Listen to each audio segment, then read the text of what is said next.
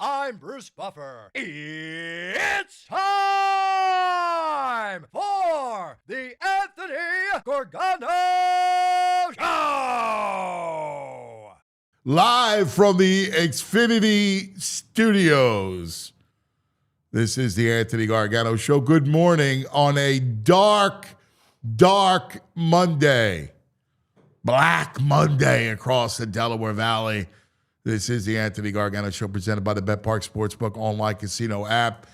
And it was Twin Bill of Ugly that took place Saturday and Sunday in South Philadelphia. You know, we're such a streaky town. I swore after Saturday night, I knew it. I knew what was going to happen Sunday. First of all, the league's crazy. The league is built like this. In a week that saw the Rams lose to the injury-ravaged, Mac Jones-led Niners, the Cardinals lose to the Titans, the Bills lose to the Patriots at home on Sunday Night Football, and the Eagles go down to the Broncos with a 17-3 lead. We blew more leads in Philadelphia over the weekend. 17-3 in the fourth quarter to lose to the Denver Broncos. Oh man. Listen, it's been 287 days since an Eagles lost. So I can't freak out. There's issues that we'll get into surrounding the Birds. But what has me apoplectic is the Phillies and Topper. I've defended Topper, right? I think he's got a great, demeanor and everything else. He didn't learn. Topper, in the words of my man Eddie Wright, became slopper Saturday night. First of all, you cannot take Sanchez out. It makes no sense. Look at it, all right? So Call is up for the Dodgers. Call. All right, think about this for a second. He's a part-time player. He's only playing because he's a right-handed stick. You knew the minute that you go to Robertson, that Roberts, the manager for the Dodgers, is going Muncy. So right off the bat, you'd much rather have Luzardo versus Call than Robertson versus Muncy, regardless that he got Muncy, right? The thought behind that was incorrect. It was not looking ahead at what Roberts was going to do and going to Muncy. Like, that matchup's a bad matchup. You got lucky. In fact, there was a pitch that Muncy fouled off that should have been a rocket, all right? So he got lucky there. But the big problem is the minute you do that, you put into play all kinds of issues, like the up-down. Robertson's 40 years old. He hasn't done an up-down. So you got to give Sanchez that last hitter. You got to do it. Like, if you want to move, if you want if he gets on and it's PHLY, all right, no issues, right? You want to move that? You got to give him one more hitter. You have to. All right? He didn't learn his lesson after the Wheeler situation. You got good starters. Ride your starters. Sanchez wasn't in dire shakes. He was a little bit of labor. You got to give him a chance to get out of it. You got to set up your pen. First of all, Strahm needs to start an inning clean. You got to go clean with Strahm. Second of all, you can't do the up-down with Robertson. He's going to get exposed. It was just a horrible way to manage a game. I thought that loss was squarely on Topper. Now, we'll get to the top of the order in a moment. But the way the manager managed, scared. He managed scared. Look on the other side. Roberts outdueled him. He outdueled him. And again, I've defended Topper.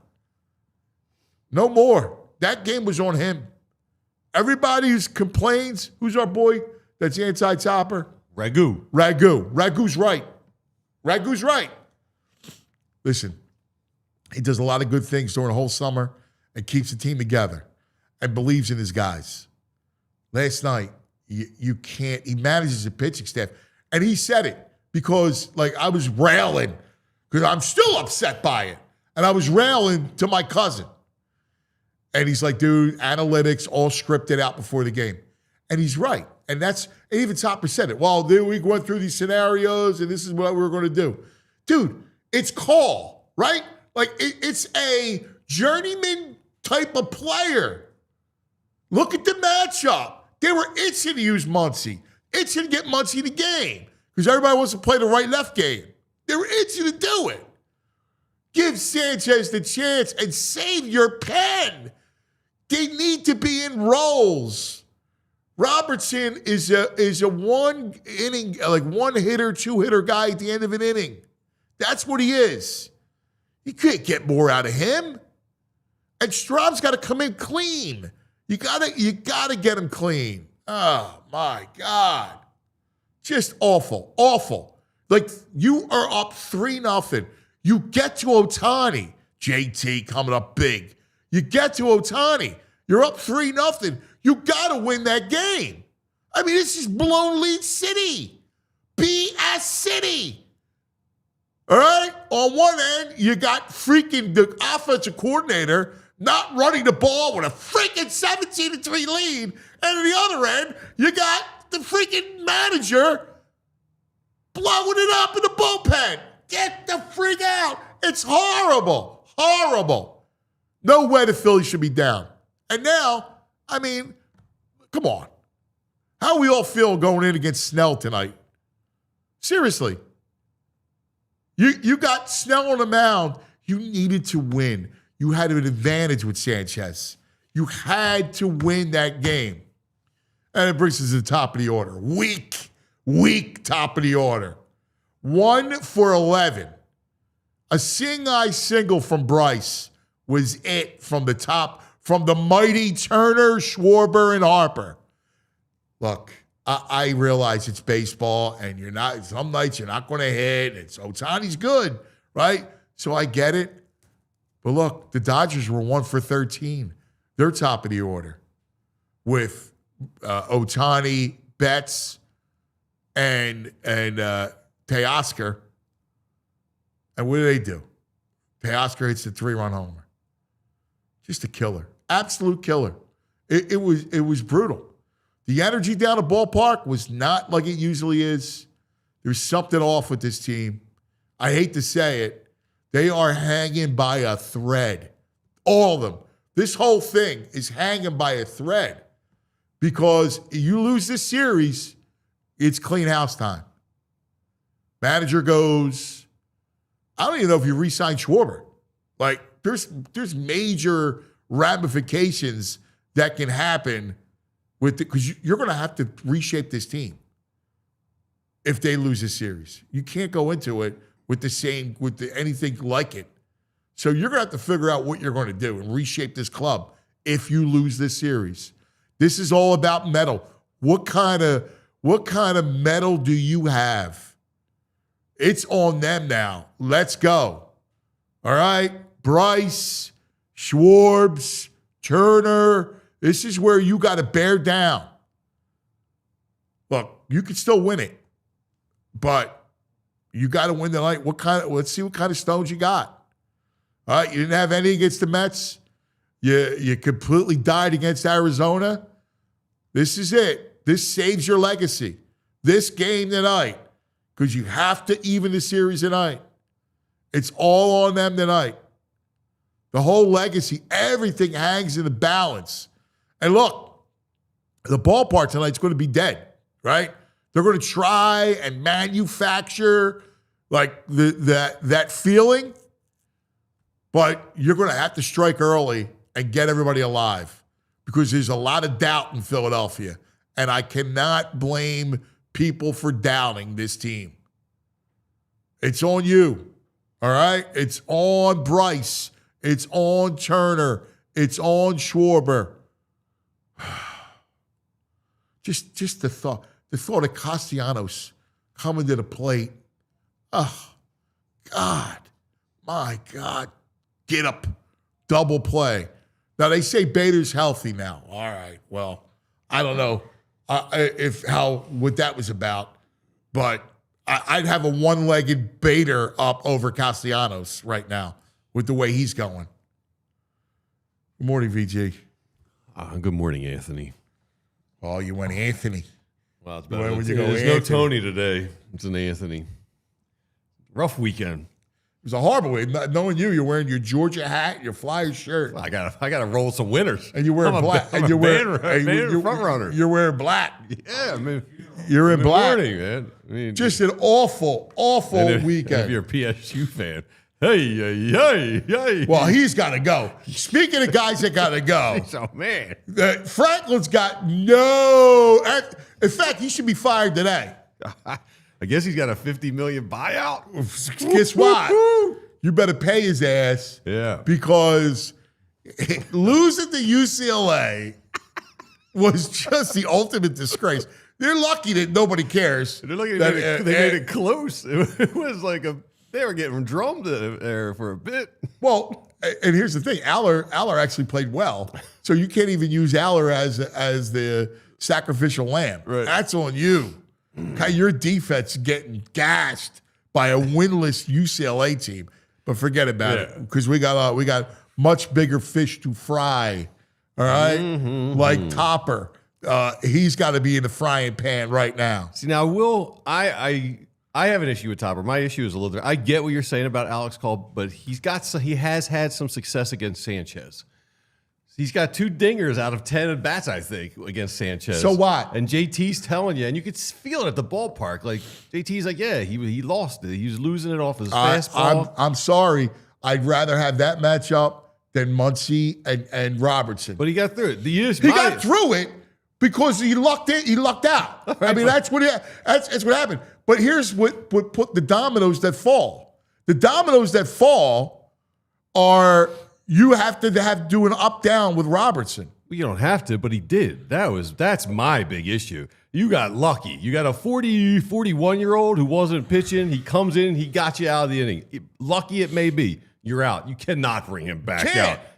Come on. What are you thinking here? You can't do it. I know you were thinking about Ranger at some point. All right, and I know you want the I don't even want Kirkering, but bring him. If you want righties, bring Kirkering in. I'll take my shot. The problem with bringing Kirkering is that you don't want to blow him, right? Because you're gonna if you use him there, he's gonna have to face Ohtani. Yeah, and I would have taken a shot with that. You take Kirkering against Ohtani rather than Roberts coming out. Yes. I would have just started Strom for the inning. I would have started Strom, and once there's men on base, who's been good out of the bullpen with men on base? Banks. No. Banks has been really good in stuff situation. I'm not using Banks in that spot. I would use him instead of Strom. I'm using Strom in that spot. Not with people on. Banks has been really good. I'm starting Strom. Oh, yeah. To start the inning, I'm using Strom. Agreed. But like Banks is not. Once there's men on base, I'm bringing Banks. I would bring Banks in. Yeah, he's been really good. It's with October, men on base. It's a lot different in October. I understand. And by the way, I don't believe in he's got his number because he had two home runs against him in whatever. I don't believe it. I got to stay with Sanchez. Well, that's just the way baseball is now with the numbers and everything. I got to stay with Sanchez. I got to stay with him. I got to get him through Call. I got to give him one more hitter. I got to give him. And if Call beats me, so be it. But I already learned my lesson with Wheeler. Like, you can't be taking your start. Your starters are too good. They're the ones who got you here. If they're the ones who get you here, you got to ride with them. I'm with you, but he still got out of the inning, luckily, with Robertson. No, but it closed a whole chain of events. And yeah, he could have started Strom in the inning. He could have went to Ranger. There was a million other things he could have done. That for me is the issue. It's still the wrong decision, even though you had a lucky outcome. But Muncy versus Robertson is not optimum. I would agree with that. But anyway, let's get to the top of the order. Yeesh. Anemic. Let's go there. 1 for 11 with a single. Seeing eye bleeder. Dude, they had him. I was at the ballpark. They got a mound visit with Ohtani. You know, they had it. 3-0. You could tell they had to come down and talk to him because, he was. He was on the ropes. Dude, he was on the ropes. Yes. He was on the ropes. Yes. He was. Ohtani was on the ropes. Like He was looking to get knocked out. And you're saying the crowd was loud. There was Shohei chants. And they were, that whole time, it was nothing but Shohei, Shohei. Listen, I wasn't there. Yeah. I got lots of reports from people that were saying that it was a weird vibe. Wow, because I thought it was pretty, I thought they were loud for the first 6 innings. I thought it was pretty good. Yeah. I did, it's not, yeah. Listen, it's not the fans' fault, so it's irrelevant what it was like. I'm just giving And you. then you got the 5th inning, 1st and 2nd. Stott turns the lineup over, and Trey lines out. Schwarber strikes out. It's like, come on, dude. come on, Schwarber. Listen, it's one game, and we magnify October, and baseball's meant to be over a long stretch. Dude, he was awful. Dude, well, we have our joy and optimism, David Murphy, coming up later. He did an article since the NLCS Game 5 2023. Schwarber, Harper, and Turner are 11-74, hitting 149 in the playoffs. You know what's amazing? Slop. Is that you look at you juxtapose that with Kike Hernandez. What? The dude only All comes right. alive in October. It's unbelievable. I'm kidding. Like Kike Hernandez just rakes Yes. in October. I hate him. Right? He hate just it. rakes. Yeah. But these dudes, again, they're tight. Dude, you can see it. Yep. They're tight at the plate.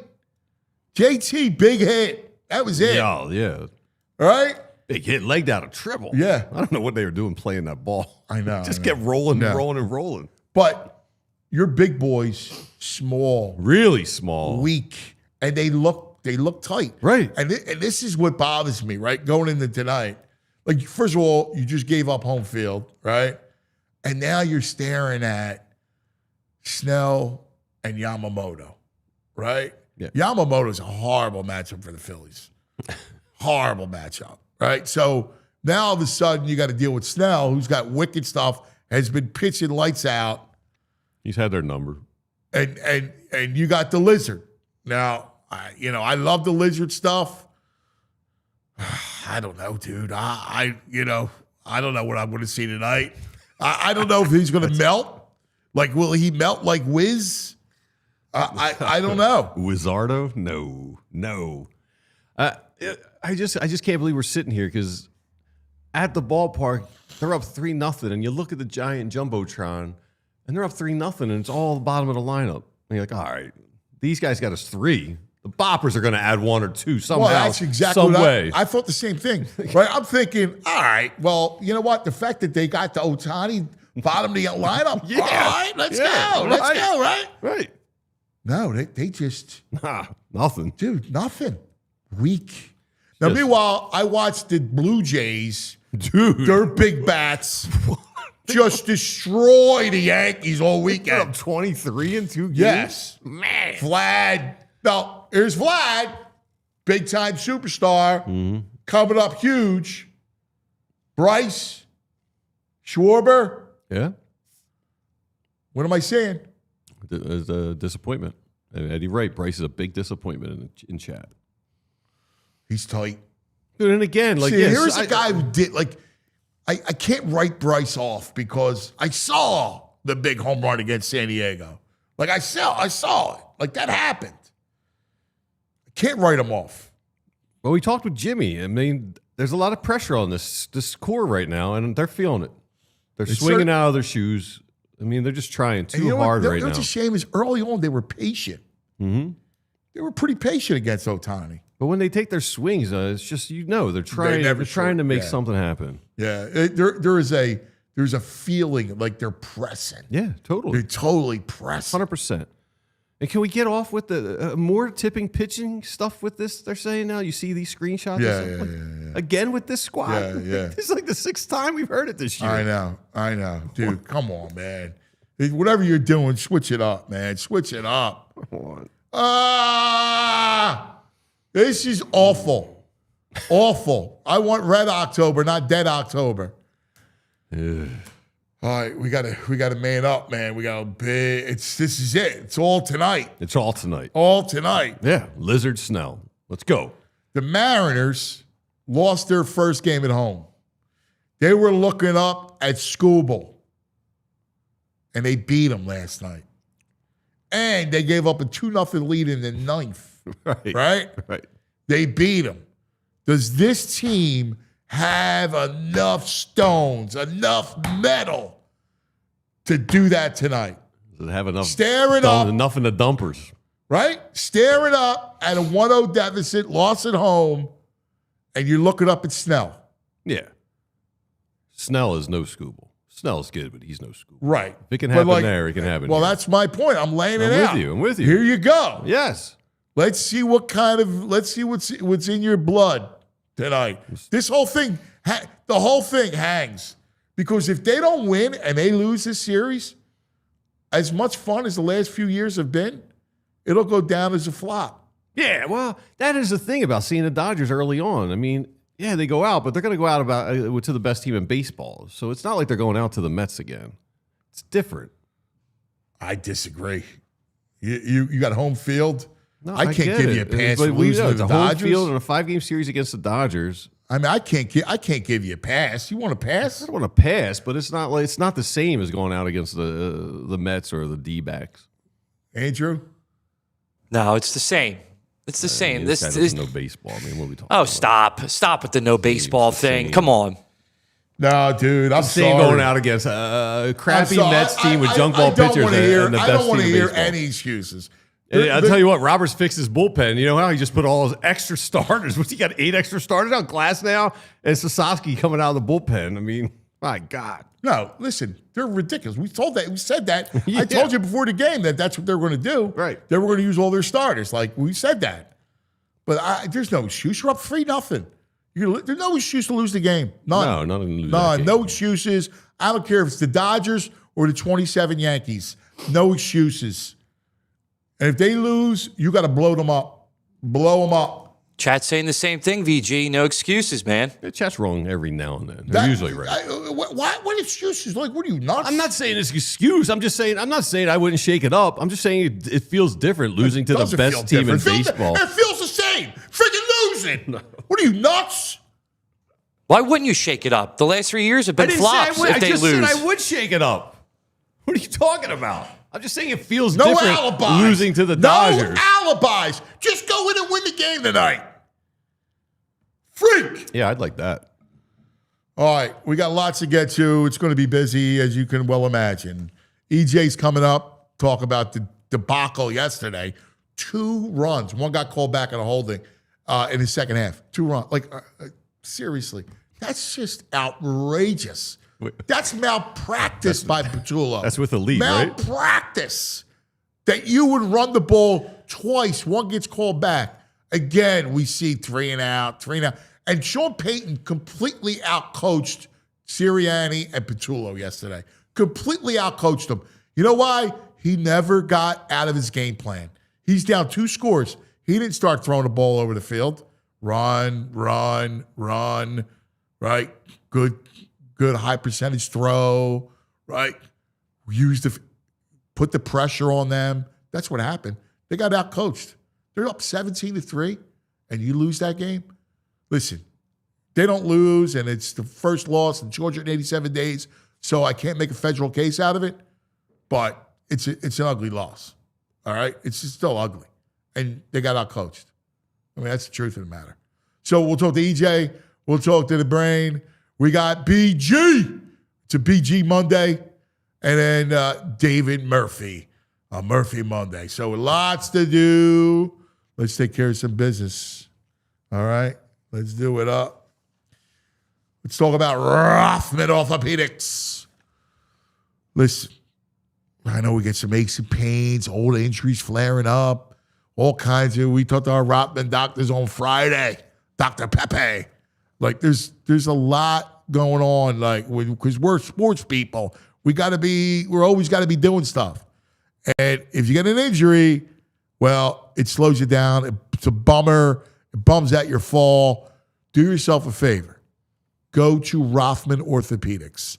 They have a team for every body part right here in our backyard.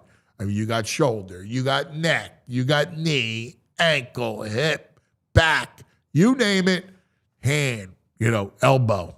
They got the team doctors that specialize in each body part. Great, great doctors of Rothman. Check them out, RothmanOrtho.com/PHLY to book your appointment today. Get back to doing what you love. Pain-free. Rothman Orthopedics. Getting back to your fall game is their mission. All right, you might be trying to take your mind off this weekend's losses and try and maybe I'll fix something around the house. Don't do it because you'll probably screw it up like I do. So if you get that urge, don't do it. Ace Hardware Home Services is there for you. If you've got an outlet, a faucet that's been on your to-do list you haven't gotten to, Ace Hardware Home Services, they got people for that because now they're not just the helpful hardware folks. They're also the helpful home service and repair folks. From plumbing, electrical, heating, cooling, you name it, they got trusted pros to keep your house humming all year long. Ace Hardware Home Services, they're bringing the helpful home, the helpful you love from the store, now to your front door. From Philly all the way down to the Jersey Shore. And they bring experience. They got local plumbers and techs that handle everything from repairs and seasonal maintenance, installations, and upgrades.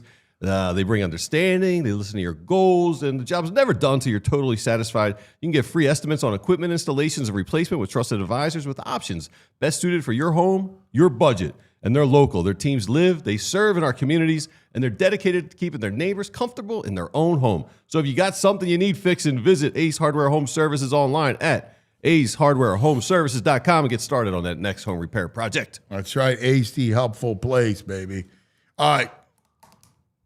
I don't know. I'm so disgusted this morning. It's like a Monday morning. We should be excited. It should be game 2 coming in. Let's go. We got game go 2. Up 2-0. You got to be going up 2-0 on the Dodgers. Now you're fighting for your life. And then on top of that, you got to deal with the Eagles nonsense. Overcorrection. Oh, Devontae, Diana Rossini story. Devontae and AJ are upset. So let's throw the ball 85 times. They never win when they throw the ball. Never win. Never. Let's go to EJ. Our man, EJ Smith on the Xfinity guest line.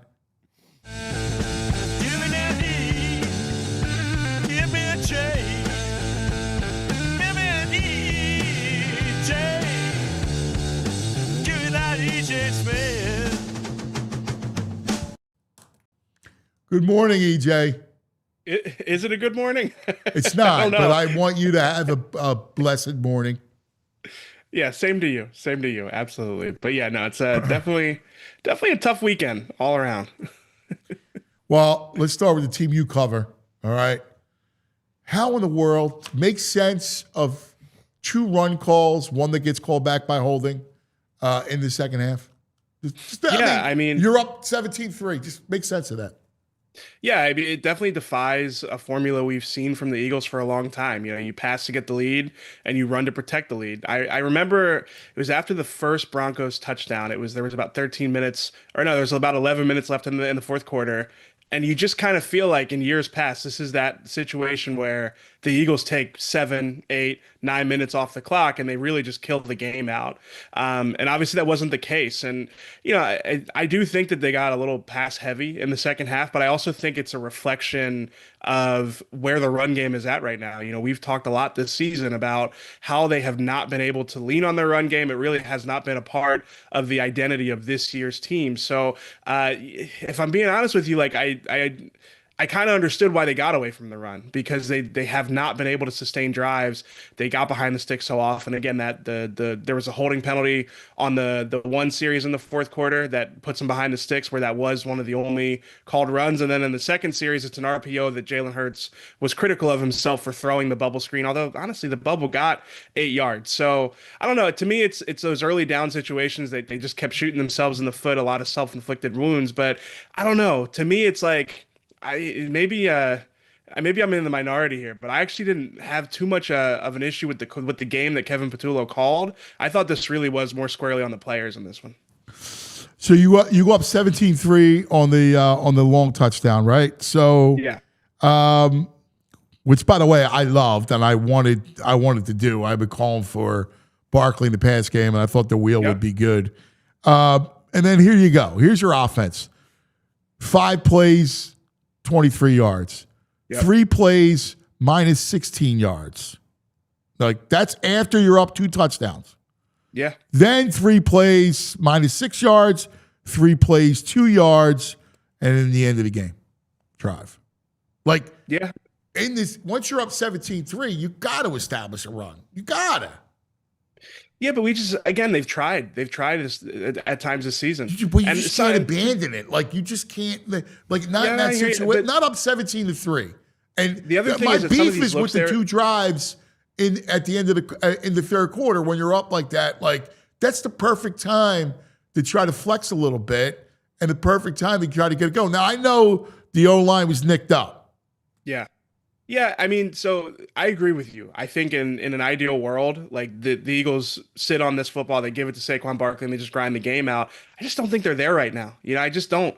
And like we called last week for like more bubble screens, more RPOs, and they did that. And that was their early down That was their early down plan yesterday. And to some degree, I understand it because some of the looks they're getting, there was a one play, it was on a third down where the Broncos have 8 guys up on the line of scrimmage and they bail everybody out of it. They rush 4 and they still get the sack on a third down. So yeah, I listen, I hear you. I agree. I think in past iterations of this Eagles team, this does not need to be that complicated. I think with the state of the offensive line right now, it is that complicated for them. They have to find ways to get a few yards, stay on schedule on early downs, and the run game just hasn't been the answer for him so far. How about more RPO in that third quarter? Those 2 drives in the third quarter. Get Hurts more involved in the run game like that. Like, that's the one thing that I kind of want to see. I know they ran some in the fourth quarter or 1 in the fourth quarter, but I would have deployed that early. I'm up now. I'm up 17-3 in the third quarter because once you have success with that, that'll kickstart the run game. Like, I'm with you, and I understand that to start off with a Barkley run on first down, you're going to put yourself, in 2nd and 9, 2nd and 8. But an RPO where Hurts is involved in the run game, maybe you get 5, and then all of a sudden you pop Barkley for 4, and then you push it, and now you got to drive. Yeah, I mean, there were just so many times like watching Sean Payton's offense where you see them just rip off 6, 7, 8 yards with a creative play design. And the Eagles don't have they've got a limited menu. I hate their design. It's stuff that I run it in Pee Wee, in 7th grade football. Like, come on. Yeah. And that's why I say to you. We've talked about them. Yeah. I mean, that's why I say, how many times I bring up play design to you about the route concepts, about what they're doing. Like, not for nothing, but Sean Payton schooled them yesterday, completely schooled them in his play calling and their play design. Like, come on. He bitch slapped them. Yeah. I mean, they're just more that you saw answers. It's like, a few times in my notes, it's like tough assignment, Quinyon Mitchell and off coverage and a single high safety look. And they just throw a comeback route on him. It's three level flood concepts where you got Jahad Campbell and Cooper DeJean chasing a guy across the formation. You just don't see enough of that from the Eagles offense through these 5 games. But again, I think that this really did come down to like the mental errors and the self-inflicted wounds. The early down penalties. They keep getting themselves, like, obviously this is the game they finally start throwing the football on third and extra long situations, but at the same time it's like, why do they keep finding themselves in those situations? It's because of penalties and mistakes. So I do think like the limited menu, like the lack of drive starters, that's been a problem all season. But I think against the Broncos, it felt more glaring. Like a player driven thing than necessarily the script. Yeah, it was glaring. It really was. Hey, listen, again, it's the first loss in 287 days, so I'm not trying to make a federal case about it. We're just pointing out things that, need to get fixed, and they need you need better play design. But talk about when we get into this whole thing now with the Broncos, and we saw what happened with Sean Payton and the overcorrection to throw the ball. Diana Rossini wrote a story about AJ and Devontae being upset. How much does that go into this whole thing, an overcorrection? Yeah, I mean, it's definitely like a squeaky wheel gets the grease situation where, I don't know if it's a coincidence. Now they talked about the fact that they got man coverage this week, and that was a big reason why they were so aggressive in the passing game. But both of those guys, they have 18 combined targets. Definitely it doesn't necessarily feel coincidental. So I do think that if AJ and Devontae hadn't expressed their frustrations, do they still throw the ball a good amount in this game? Probably, but I mean, I also think like most of us agreed with the sentiment that they had during the week, the sentiment that the offense was too conservative. So, I think you could make an argument it was an overcorrection, but again, for me, like the thing I just keep going back to is the Eagles offensive line is just not dominating games and not controlling games the way we've seen them in the past. So, I think that was a little bit of a reflection of that, but yeah, no, I mean, those guys, I know Diana's reporting like, some of the stuff that's been going on behind the scenes, but even front facing, both AJ and Devontae have been pretty clear that they were frustrated with the way the offenses looked. Devontae especially, like, still frustrated, still frustrated with the miscommunications and, some of the stuff that's maybe intangible from an outsider's perspective, but it's clear that they are just not really on the same page. Jalen keeps using the word synchronization and execution. There's inconsistency from that in the passing game still. Yeah, I mean, I get what you're saying, but you got to at least try and keep them honest. Like the two running plays, it's just like they just pinning their ears back and coming after Hurts. They're doing a lot of plays. There was a handful of plays with an empty backfield where there's not even a threat of a run happening. And I don't know. I just think that puts Hurts he's at a disadvantage right now. It seems like from the last two games also, they're having a real trouble picking up blitzes from the corner and the safeties. And that's the thing is that they're loading the box a lot of these times, which is part of the reason. Now, again, just like in the passing game, it's like, oh, well, they have two high safeties. What do you want us to do? It's like sometimes we've seen the Eagles run against loaded boxes and have a lot of success. That was a big thing last year. Like a loaded box means that if you block it up right, like Saquon's one-on-one with the safety. So I'm not saying like you never run against a loaded box, but I do think especially some of the looks that we saw from the Broncos defense late in that fourth quarter, they were daring them to figure something else out. I do think there were instances of that where it really it's like, I don't know how you run against this look if you're not just pushing people around up front. But no, listen, again, I mean, I think even Nick Sirianni would say like they wanted to be more balanced by the end of this one, and I think that it is just a matter of like those early down calls. Like you have to find ways, whether it's the run game or being creative and getting the ball into Saquon's hands in other ways. Like he's got to be a bigger part of that early down plan. What happened on the AJ deep ball where it looked like he slowed up? My thing. I guess my guess is Jalen was late getting the ball out. AJ gave up on the play and then kind of cost him. Yeah, so AJ said after the game that like he looked back for the ball, didn't see it, looked back again, didn't see it, and that was where he slowed up. To me, I think it's pretty simple. Like he's gotta finish the route there. AJ floats through parts of the game, and maybe whether we could debate about if that's understandable or not, but this is like, when you watch it back on tape, it's like this is the moment. Like they got you in the slot. You got you got away from Surtain. They schemed up. The route concept is designed to get you one-on-one with the safety. You can use a double move, get by him. He's past everybody on the defense, and to slow up there, it's just like, come on, what are we doing? But I do see like like Hurts pump fakes, I think, to keep the safety honest, and then he hitches. But to me, it's like you've got 4 seconds of protection there. Like you honestly, like the fact that the protection even held up is a blessing. Like most teams you can't expect that much time. So to me, I understand like Hurts does hitch, he steps up. It seems like he was trying to evade pressure. To me, I still put this one on AJ. It's like you can't slow up there. Again, I agree. Listen, I agree with you. I think it goes back to their whole timing issues, right? Where I think, AJ's like, here we go again. The ball's not out, right? Like, I think that's what's going through his head. He's wrong. You got to finish the route there. But I think that's the biggest issue with Jalen and him, I think.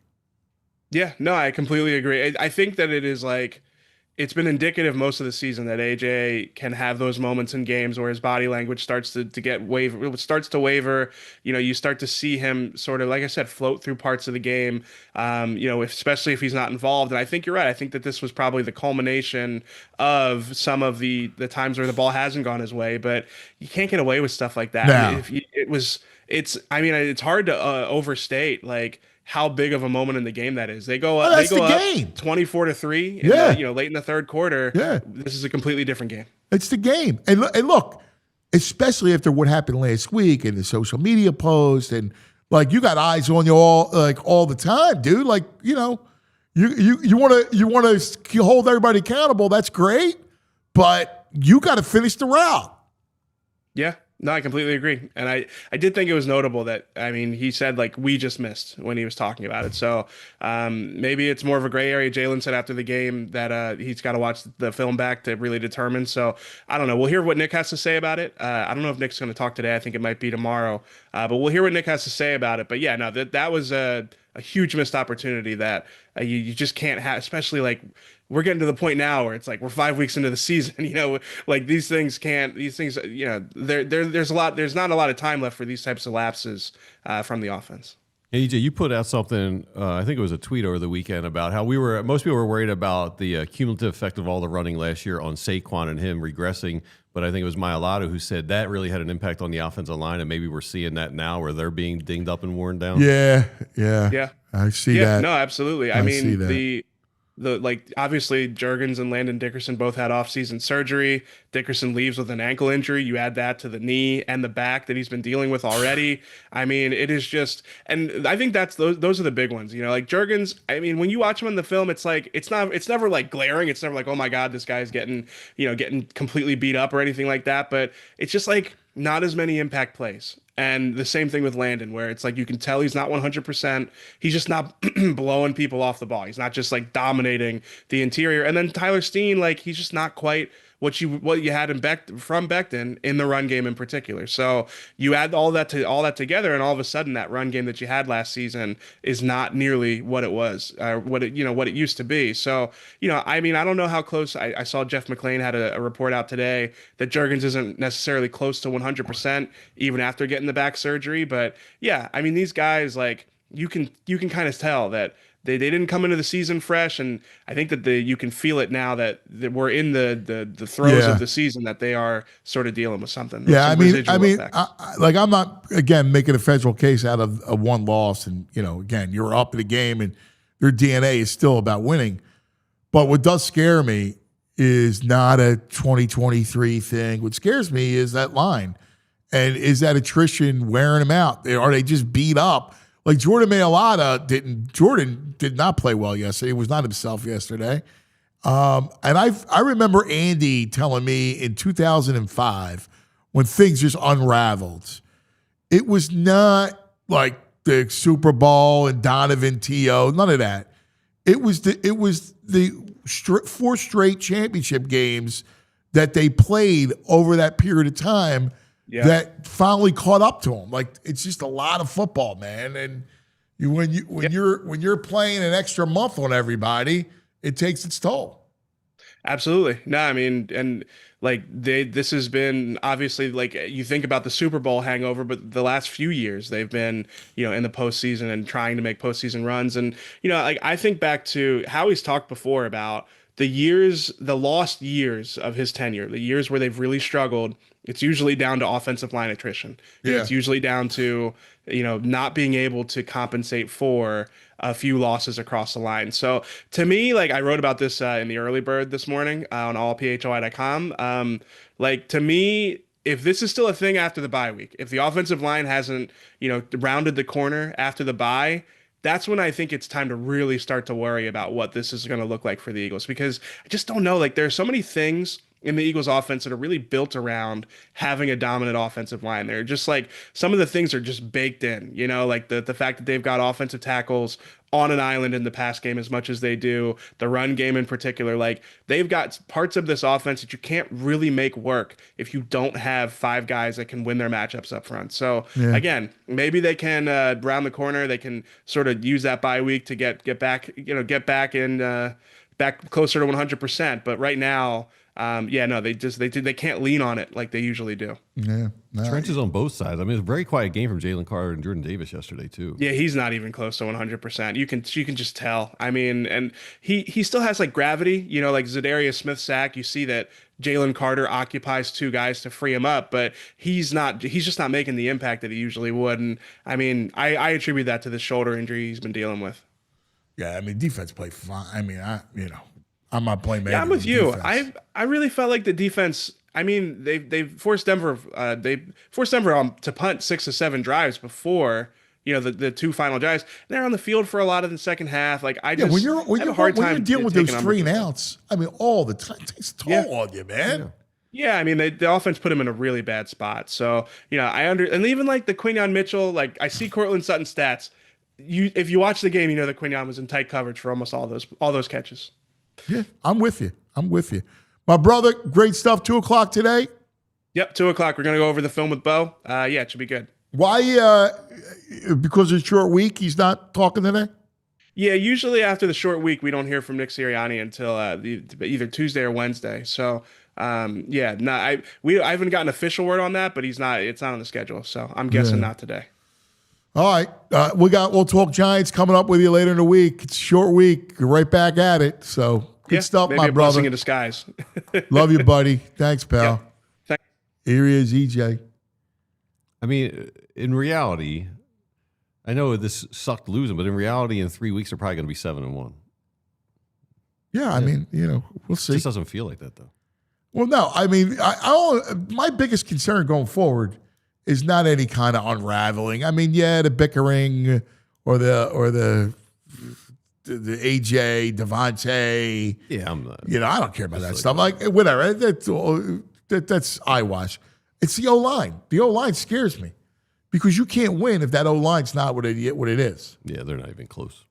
So they got to get right, the O-line. All right, time now for the brain. He's not here yet. Who's taking some shrapnel in the chat? And I mean, Tank Bigsby, really, that adds nothing. Nothing. Nothing. No. No tanks. Yeah. I mean, come on, bro. You got to give me something other than fumbling and bobbling. Right. He's a freaking bobblehead. My God. All right, let's go to the brain. Brain. Red the brain finder. Our Sportsbook online casino app on the Xfinity guest line. Our buddy, the Brain. Good morning, Brain. Good morning. I like that color, Anthony. Oh, thanks, buddy. We're licking the wounds. It's a blue Monday. It is a blue Monday. I did it because I like the Phillies baby blue. Yeah. But this was just a lost weekend in Philadelphia, Brain. Starting with the Phillies, you're up 3-0. Yeah. And Topper turned into Slopper. Blew the game. Anthony, I say it all the time. And I remember go back to the Sixers Knicks series, I guess was it 2 years ago, when they were up by like 6 points with the 25 seconds to go and they lose. In a short postseason series, especially when you're facing I'll say this about the Dodgers. All year, the Dodgers had issues. All year. We always talk about it's not who you play or when it's when you play them. The Dodgers right now are absolutely a spectacular team, in my opinion. I mean, and I use the word spectacular. They are. I mean, you can use Glass now and Sasaki out of the pen. Is a big deal. This is a phenomenal team. This is clearly today the best team in baseball. I don't think anyone would argue that. But short series, anyone can beat anyone. I don't care who you are. Well, and the Phillies are like I'm with you. I agree with you. But it's not like the Phillies are not a great team. And no, I think these are the two best teams. Right. These are the two best teams. And you're up 3-0 in a game. Like can't lose it. Like that's the point. Like the point is you're up 3-0. Man, I just did not like the way that manager handled the pitching situation again. You have to go 4-1 against the Dodgers now because that is a game you absolutely cannot lose. And I don't care if they win the next 2 games. That means the series should have been done 3-0. You now, instead of having to go 3-2, you now have to go 4-1 in the best of 5 against a team that is just, again, the Dodgers right now, their pitching has been a mess all year. all year. Snell missed basically the entire season. He's back, been absolutely unhittable. I know. Yamamoto's been great all year. They didn't have, of course, Ohtani pitching into most of the year, but now you have those three guys. It's just a tough team. You cannot, when you have your Cy Young guy going, blow that 3-0 game. It just was. And let me tell you something. And I'm not. I really, I try not to be a critical person. I try to stay in my lane. But David Robertson, to me, had a great career. Had a really nice career. Had a terrific career. But at this point, in my humble opinion, I don't think he should be into a must. Now I know Strom's the guy who gave up the home run, but he gave up the 2 straight hits before that. I just don't think he should be in that kind of game. He didn't pitch well for them this year. He's 41 years old. I don't think he's a guy. The bullpen has been the issue for this team all year. They addressed it. Dude, you're right on. You can't go up down. First of all, I was saying this earlier. I hated the way Chopper managed it. Like, you got to give Sanchez a chance against Call to get out of it, because I'd rather have Sanchez v. Call than Robertson v. Muncy. But he gets lucky. More. Right? I think it's even a hard decision. That's the thing that's frustrating about it. Right. And I don't think it's even like, what should I do with this one? Like, I think it's kind I of know, like, you got Call v. Sanchez versus Muncy v. Robertson. Are you serious? not even, and then, to me, it's not even like that. And then you got, okay, you get lucky, you get out of it. But then you got to start Strom in the inning. You can't make 100%. Robertson at 41 do an up down. It's again, and I try to again stay in my lane on what things I really know well. But man, again, it's just, and this has been the issue with this team all year, is the lack of depth and maybe in the bullpen, and having a second obviously to go. Now they have the closer, but again, this guy, he didn't even pitch well when he was here. And again, I'm not blaming him. He's had a really good career, David Robertson. He's had a great career, but this is just not a spot I want to see him in. I know Strom's the guy who gave up the home run. I know, like last year against the Mets, we saw the bullpen just right. It was just every single thing with the bullpen killed them. And I give the Dodgers credit. Now, again, you may say, well, give them credit when they have $500 million pitchers coming in out of the bullpen. But you know what? He has good guys, and he uses his good guy. He's like, I'll use my starters to get a win here, because I have great starters going anyway, because the Dodgers' depth is insane. I was really upset. That was a tough beat. And it's a shame they weren't able to get that number 1 seed, because Dodgers it's a tough team to beat. Yeah. Tough team to beat. Yeah. And then it was a crazy NFL day. Bizarre stuff happening. I mean, the Cardinals lost, which I know you took. That was Anthony, and there's an article Barnwell did on ESPN. That was the all-time. I think that they were saying he wrote that was the all-time loss in the history of the sport. Which, if you watched it, and I know you said you didn't get a chance to see it, no. The confluence of events in that game, I conservatively would say would be well over 1 in a million. I don't even know what the math would be on the stuff I saw in that game. It was. I mean, the DeMarcado thing was just stupid. Like, you just dropped the ball at the 1 yard line. Like, what are you doing? Yeah. No, but then I've stated that's actually happened 6 times in the history of the NFL. That's the 6th time it's happened in the history of the league. Still, 6 times out of a billion plays, not a high chance. But when they intercepted the ball, the guy just fumbled the ball without being touched. And then there was 4 Cardinals within 1 inch of the ball. No one was on the screen. No one was within a mile of Tennessee. 4 guys were within. No one could have even. And they managed to bat the ball backwards into the end zone for Tyler Lockett to get it for a touchdown. This was. I can't even. Yeah. It was. It was crazy. It was an insane day. Eagles had a role reversal. Eagles had a role reversal.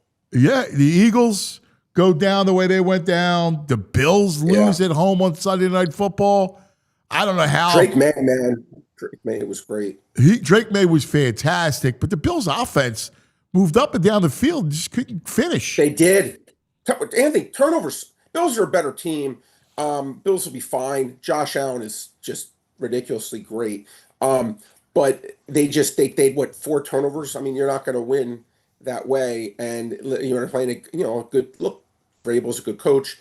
May is obviously going to be good, but it's interesting, Anthony, just watching the Eagles again. It's just, man, and it's, if there was something about Mary, there's something about this Eagles team. I don't know. It's frustrating to watch, right? Like yeah, that was kind of just an seems ugly like game. I knew with Denver too it was going to be that way. Denver's a sloppy kind of. Yeah, I mean they're not gonna race Peyton against them. coaches around this lack The of Eagles should have talent. won that game. Eagles should have won that game. Yeah, of course.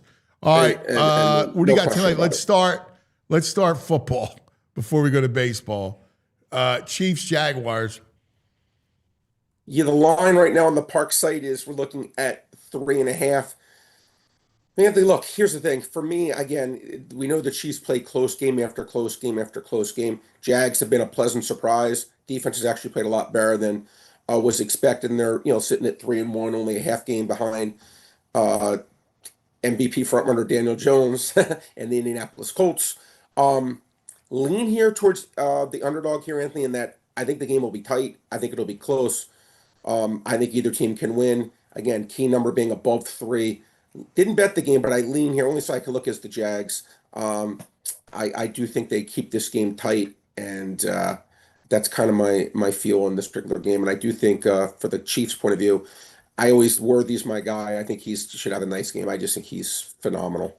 I think without. But he's Rashee banged up Rice, though. Isn't he banged up? Yes, he is. But I read from what I understand, he's going to be. From what I understand, he's supposed to be okay and play. Yeah. But we'll see. Because without, that offense goes with that. With him in it, they're dangerous. Without everything. him, it means You called that, Anthony. I give you credit. I remember you said that last year. I think it was right as his first game against the Ravens. I remember you got on that train pretty quickly, and he really is an extremely valuable piece to that team, and I agree with you. But Anthony, I'm excited. I actually will be in attendance. I'm going to be at the Eagles-Giants game this week. I'm looking forward to that. Hopefully the Eagles can get back on track after a tough beat. Yeah. All right, baseball. How you playing it? And it's funny, Anthony. I've mixed and matched some of these house bets, and I've actually done away. But I look when I look at the Phillies. Okay, when I look at the Phillies, I say to myself, they're not the Dodgers, right? They don't have the luxury of bringing in Tyler Glasnow and Sasaki. Tyler Glasnow has been one of the best besides injuries. Been a top 5 or 6 pitcher in baseball the last 5 years. Besides the injuries, when he pitches, his stats are as good as anyone. They don't have someone like that. It's like the old Rick Pitino, Parrish and McHale and Bird aren't walking through the store, right? They don't have someone like that. So I see 14.5 outs for Luzardo. And I always am nervous on taking an over on these innings for these games. But I do like Luzardo to get 15 outs. 2 reasons. A, he's pitched really well after his hiccup, Anthony, when he went through that pitching of the tipping his pitches. He's actually pitched really well. They need him today. And I think he gets 15 outs. I really do. And 14.5 to me, I'll take my chances. Now, Snell has been just the problem is that you can't trust Hopper. Well, I mean, that's the problem. Like, I'll be honest with you, your logic is right, but I wouldn't play that because you just don't trust the guy. Like the minute he smells trouble, he's going to go get him. I listen. They had an off day yesterday, so their pen is rested. So their pen, but again, it's like, how would I say this? It's like, all right, if there's like a 75% free throw shot going line on the bench, we have 4 guys to shoot 64%. Maybe they can make it. I thought you have worse options. If I was managing, the same thing. If I was managing, I'm not taking Sanchez out, but that's just I'm not taking Wheeler out. I'm not doing it, right? But that guy, I do. You just don't trust him. Yeah, I listen again. I agree with you. He is who he is. He's been. I mean, to me, this is kind of his MO. He's just kind of does things a little differently.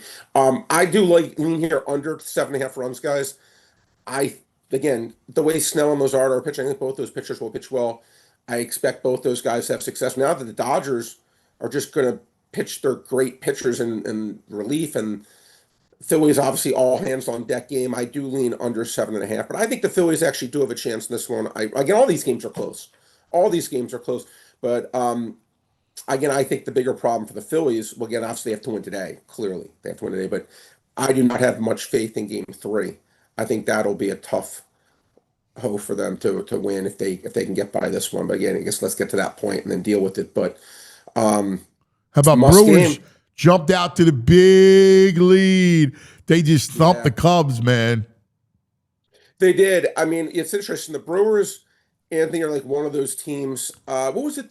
Was it back in the 1970s? The Dolphins had the no-name defense, and they won the Super Bowl and went 17-0 that year. The Brewers, to me, have the no-name team, where you just like, all right, who are the Brewers' great players? And they led the major league in wins. They've been terrific all season. They did lose now. Jackson Chorio, who I think is their best player. He re-injured it, unfortunately for him, his hamstring, going 3 for 3 in the first 2 innings. It's incredible. So I think that would be a big loss for them. I think they're bearing the Cubs. I think they win this How series. long is Chorio out for? He's day-to-day, and he got an MRI. He's day-to-day.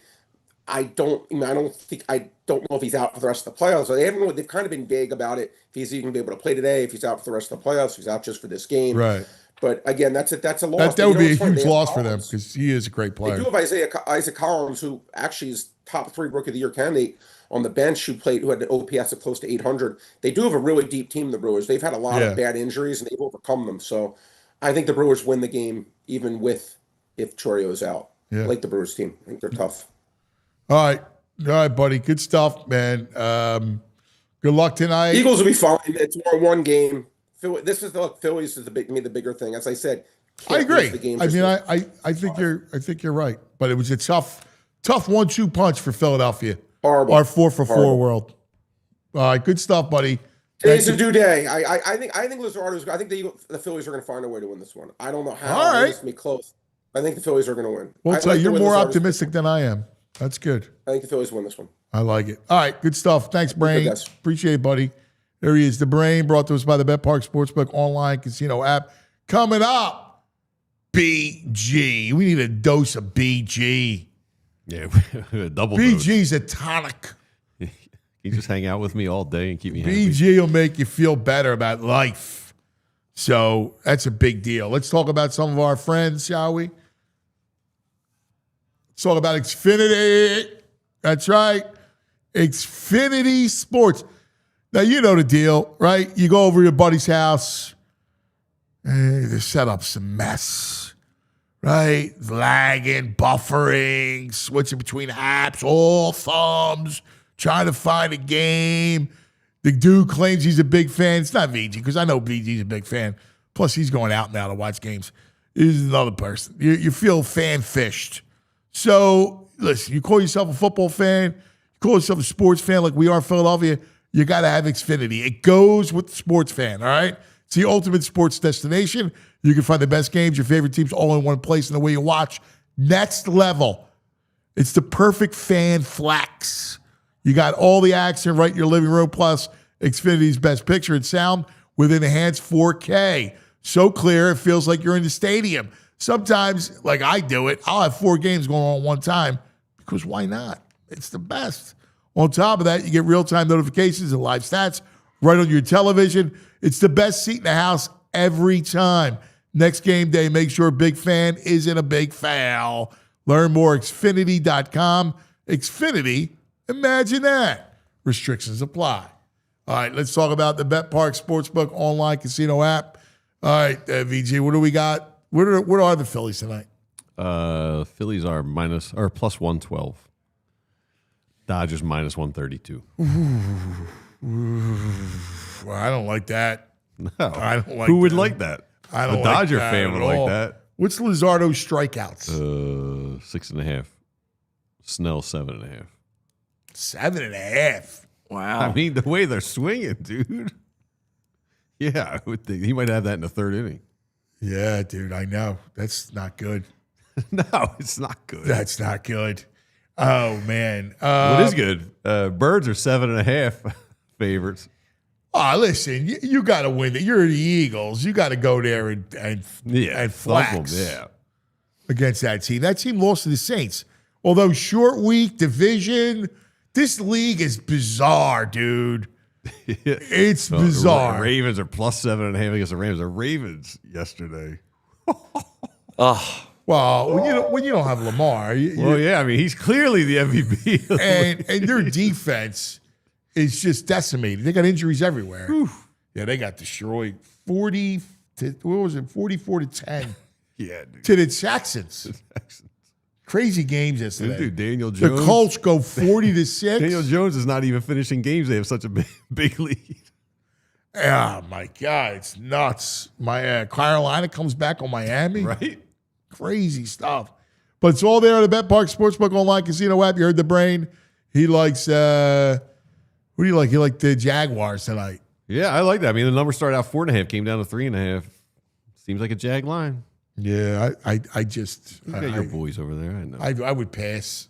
That's a tough one. I like under.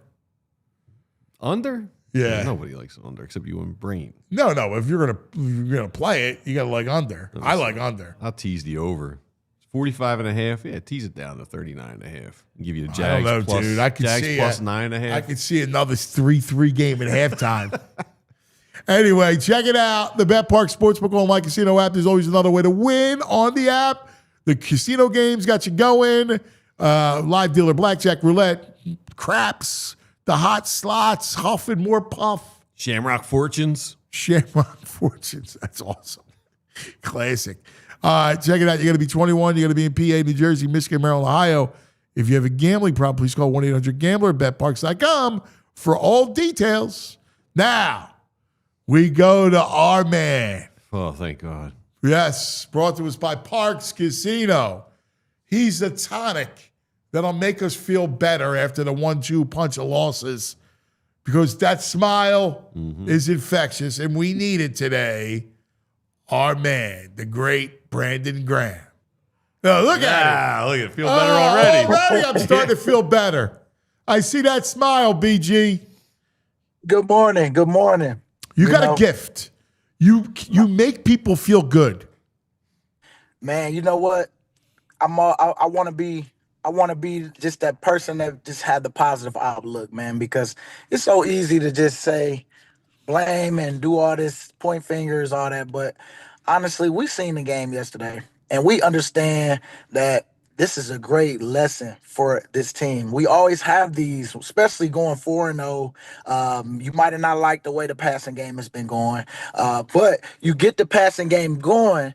Now it's about balance. It's about making sure those details of penalties. Don't you got to bury them when it's time to bury them. Because that miss to AJ was a big one. That would have been 24-3. That was it was certain things in that game that you can learn from. And I know the Eagles are beating themselves up about this one, but man, this is a great learning lesson and the great points that Coach Sirianni could make in the team meeting, getting ready for this Thursday game. What on that play? Obviously, AJ slowed up a little bit because I think he looked back. He said he looked back twice, didn't see the ball. I think it's kind of indicative of those two kind of getting on that same page. I think that's a must because I think if AJ doesn't see the ball, he's thinking the ball's late or not coming, and so it's not going to him. He's got to finish the route, right? Like those two, it's important, especially after there's always these stories that come out. Diana Rossini had a story. Everybody's got a story. So, but those two can quiet everything if they're just on the same page. Yes, I know they will get on the same page, and I think it's going to start with Coach Sirianni calling that out and just making sure that the details. I mean, I heard him talking details, and it is the details. That's what hurt us in a big way. The big play where he throw it to Devontae, but you got a penalty on that play where Saquon's not set. I do understand, like he always go through those type of details. And that's one thing that he hates to have to admit to, but I know that he's willing to own it because that's something he preaches all the time. Make sure that people are set and before the motion, all these different things. Even me as a defensive player, I know a lot of things now because of those things that he talk about in the team meetings together. And I know that they beating themselves up about it, but it's nothing to beat themselves about it because it's a short week. It's a great time to have a short week because that was, we had so many opportunities in that game that we didn't get a chance to, really exploit everything or really just take over the game.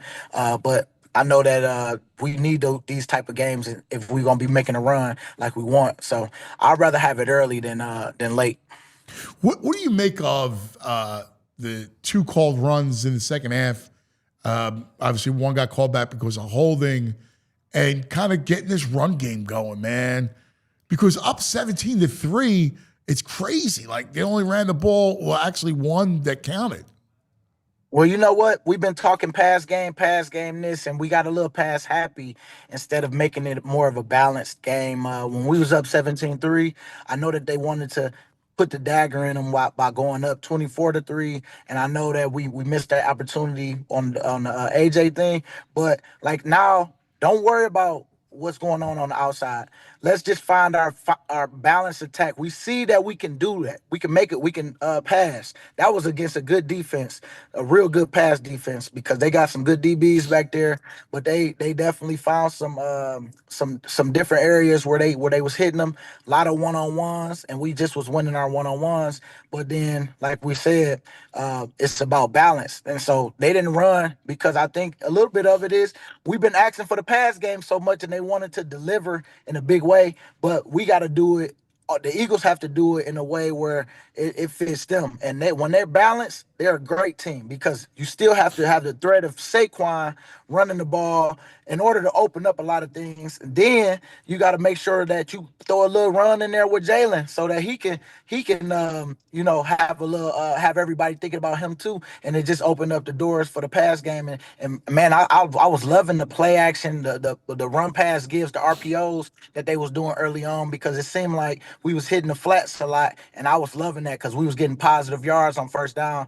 But it was more of I think in their head, they got a little more too pass happy because of them excited because they was getting the pass going. But now you have to manage the game, and you got to get some time off that clock, because that's what hurt us in the end. Yeah, my only worry, because I agree with you. Listen, they're a really good team, and the defense is really good, and I don't have a lot of like fear or anything. I got one worry, and it's really about health and the health of the offensive line. Those dudes are banged up front, man. Yes, they are, man, and you're right, because we had a short off season. I mean, going to the championship and going as long as you go, you have a short off season where it's only really a month and a half, almost 2 months before April comes, and then you got OTAs, and then it's how you manage it during OTAs, because you still have to work, but you don't get the rest of your body like a lot of guys did with that month and a half off. Or really 4 months, because if you didn't go to the playoffs, you done in January, the beginning of January anyway. But with us, we've been banging. And then the 2,000 yard year for running back, man, it's a lot of blocking going on. It's a lot of pushing.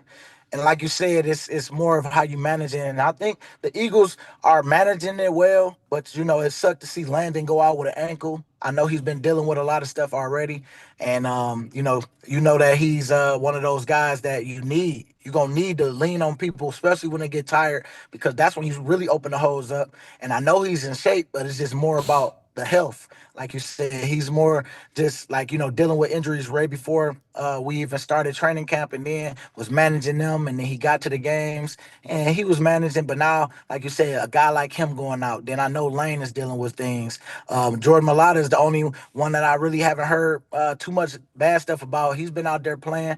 Then you got Steen, who's new to the group.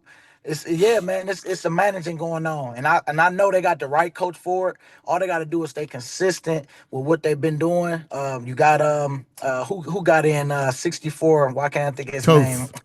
Yeah, Brett Toff. Brett Toff, he came in and did a great job. It was just more of the penalties, man. The penalties killed us this game, and that's where I know the Eagles will be better on that, but. This was, like I said, it's a great learning lesson for them, and to not worry about what's going on with the media. The pass game stuff is over with. Now we know Jalen threw for 280, but we still lost the game. Now let's get Saquon touches on top of making the pass game work, and let it balance each other out, and it works hand in hand. Everything, if we get the running game going, it opens up the pass. And like just what we talk about as defensive ends, if we get rushes, we'll help the DBs, and if the DBs take away that first read for us, it'll give us time to get there. So it works hand in hand when those things are working. So yeah, man, this was It sucked because I was there yesterday and I wanted to see a win and I wanted to see them get it right. And on the pass game, they did get it right on the pass game, but we went a little too pass happy on this one instead of having a balanced attack, especially when we was up 17-3. But I know Nick Sirianni is already, on that job already, and I can't wait to see Thursday. Hey, you brought up something I think is really key, and you brought up the short off season. I remember in 2005, right? So it's before you get here, the Eagles had that run of 4 straight championship games. And 05 was a tough season. And I remember talking to Andy, and Andy said, dude, like when you are constantly playing a month longer than everybody else, it takes its toll. You have experienced this. What's it feel like? Like, what's your body like? You meant like last year, like your guys are in the postseason every year. You're going making runs, deep runs. What's it feel like, man? It feels like you had it definitely feels like, man, we just got done. You know what I'm saying? And you don't want to complain. You want to just try to manage your OTA off-season workout in the program the best way you know how while still training, because you have to train. You have to make sure you stay in shape. But it just feels like that, it feel like a little overworked a little bit sometimes too, because you want to come in, you want to set a good example for the new draft picks coming in. You want them to see you working. You want to let them know how we do it around here, but they're getting it on a short off season for us. And so now OTAs, you try to pick it up a little bit, try to get ready for training camp, and then the summertime coming, you really have to turn it up because you have to be ready for training camp. And so yes, you don't feel like you have gotten a break. You try to manage it the best way you know how by talking it through with the strength staff, the training staff, and getting a good plan.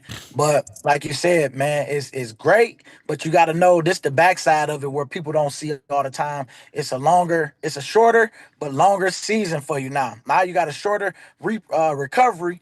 But now you got to go out and replay it again without figuring out, while trying to figure out, man, how can I make sure that I don't get overworked? Because, man, I've been working this whole time, and how can we manage during the week? How can coach give us a good day to give our mind right? But yeah, man, I think it is. It Because you're mental, like you're Yes, it also, sucks. man, the stress. It's a stressful game, right? Like, but people I don't know, understand, like just the stress that happens Yes. during the week.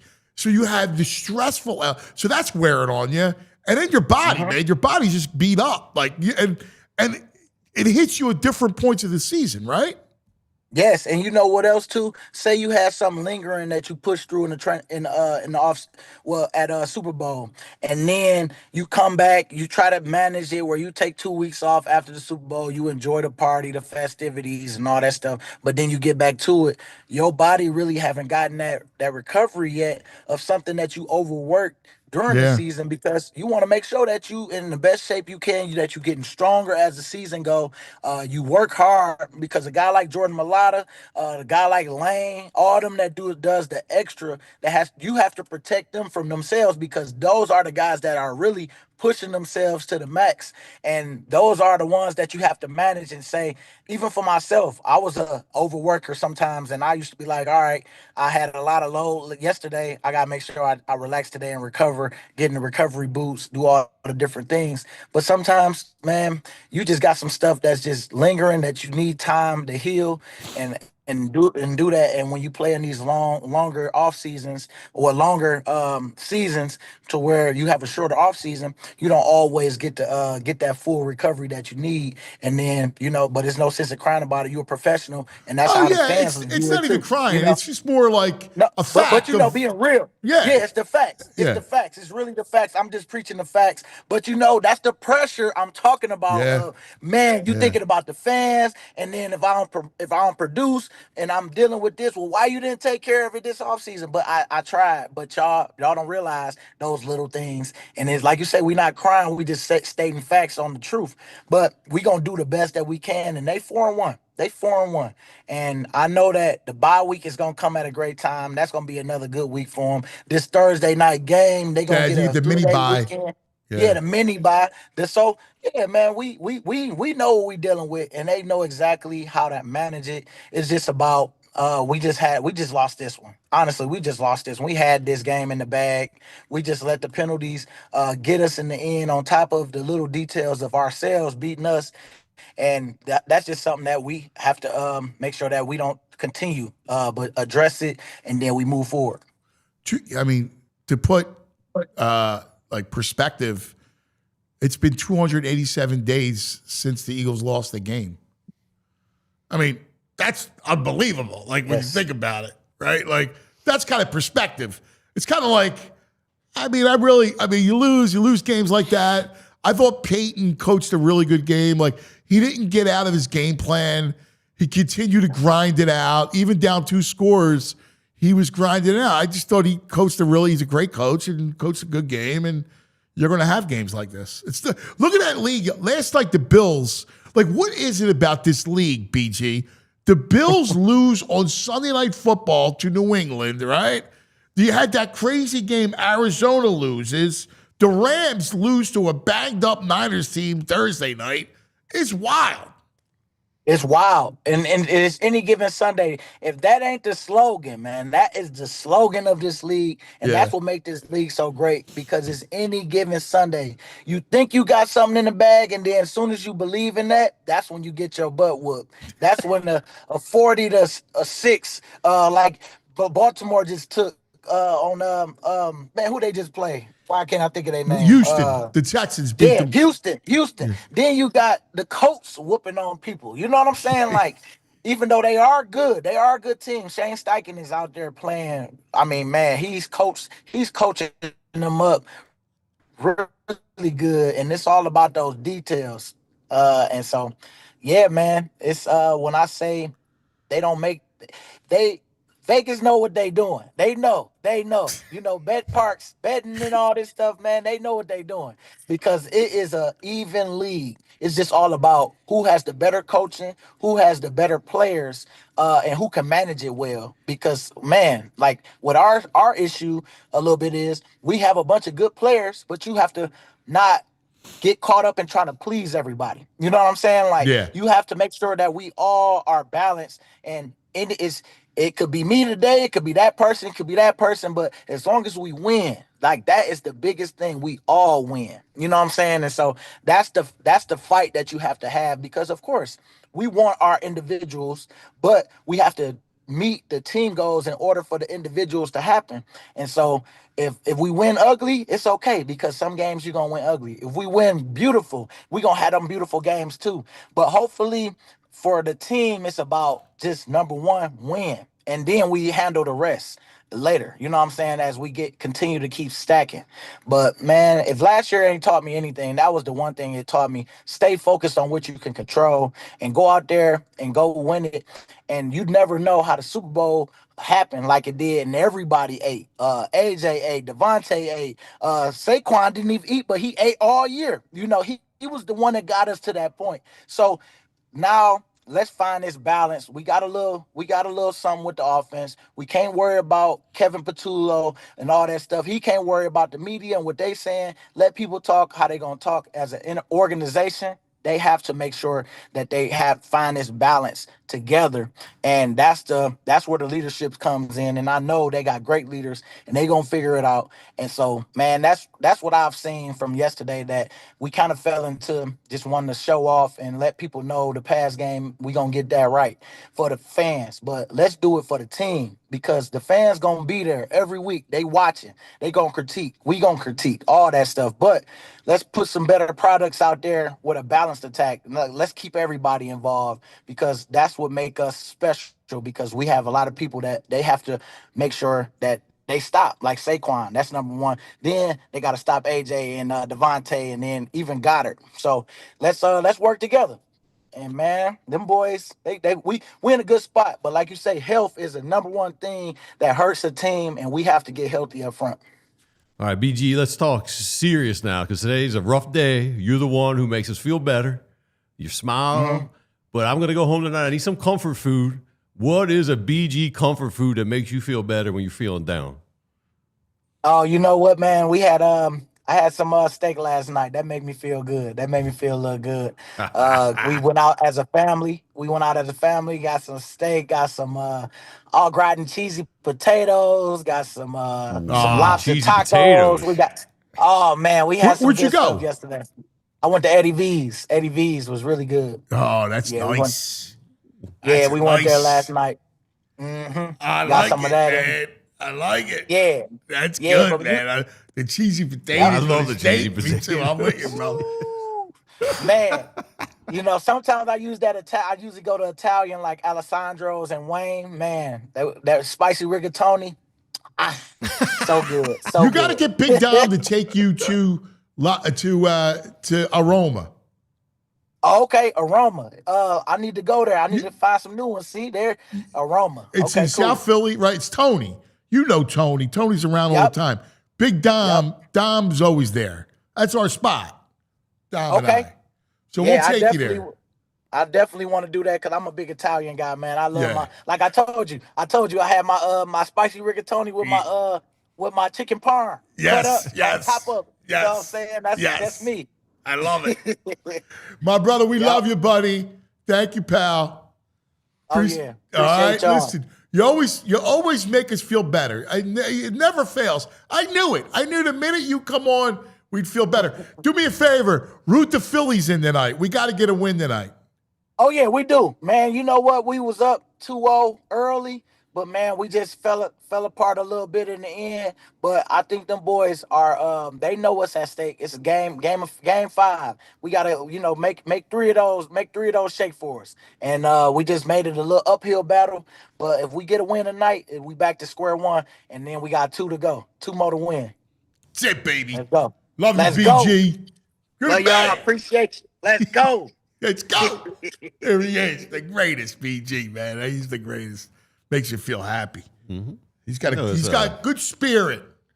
Oh, yeah. Good spirit. The best spirit. Yeah, I noticed someone's a little quiet on the chicken parm reference. You don't have to say anything. Nothing to say to BG, huh? Let BG. Let him enjoy the chicken parm. That does sound really good. Spicy rigatoni with a piece of chicken parm on top. Of course. That sounds really good. You should know better, but whatever. Just saying, a little quiet. I'm Irish, so I'm allowed to do stuff like that. You are. Yeah. You are. I can get away with it. He's the fake. He's not Yeah. Italian, though. He's serious. Nah. No. Nah. Don't worry. Shut up in your face. Hey, what's the matter, you? Stop. I don't want to go down this road. I'm already in a bad mood.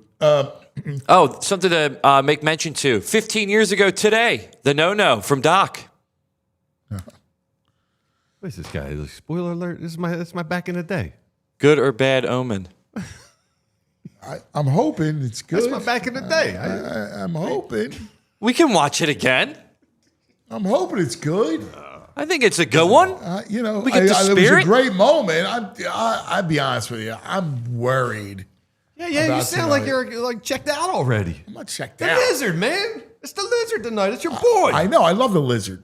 The sad truth is if they lose tonight, The Snell is scary. Interesting. The weird thing is, though, Lizard tonight, if they go game 5, it's Lizard again, not Ranger. Like Ranger 2 is Ranger game 5. I don't know what Topper's doing.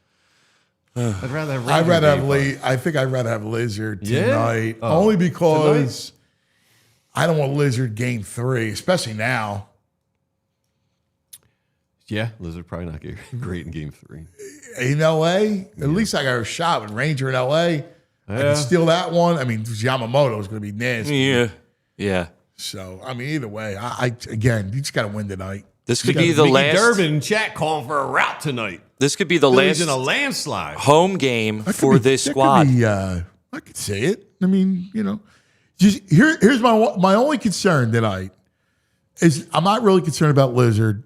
I'm concerned about Preston at the plate. Peeling onions. I ain't scared of this Snell clown. Yeah. They did chop him up. When he was with San Diego, they did chop him up.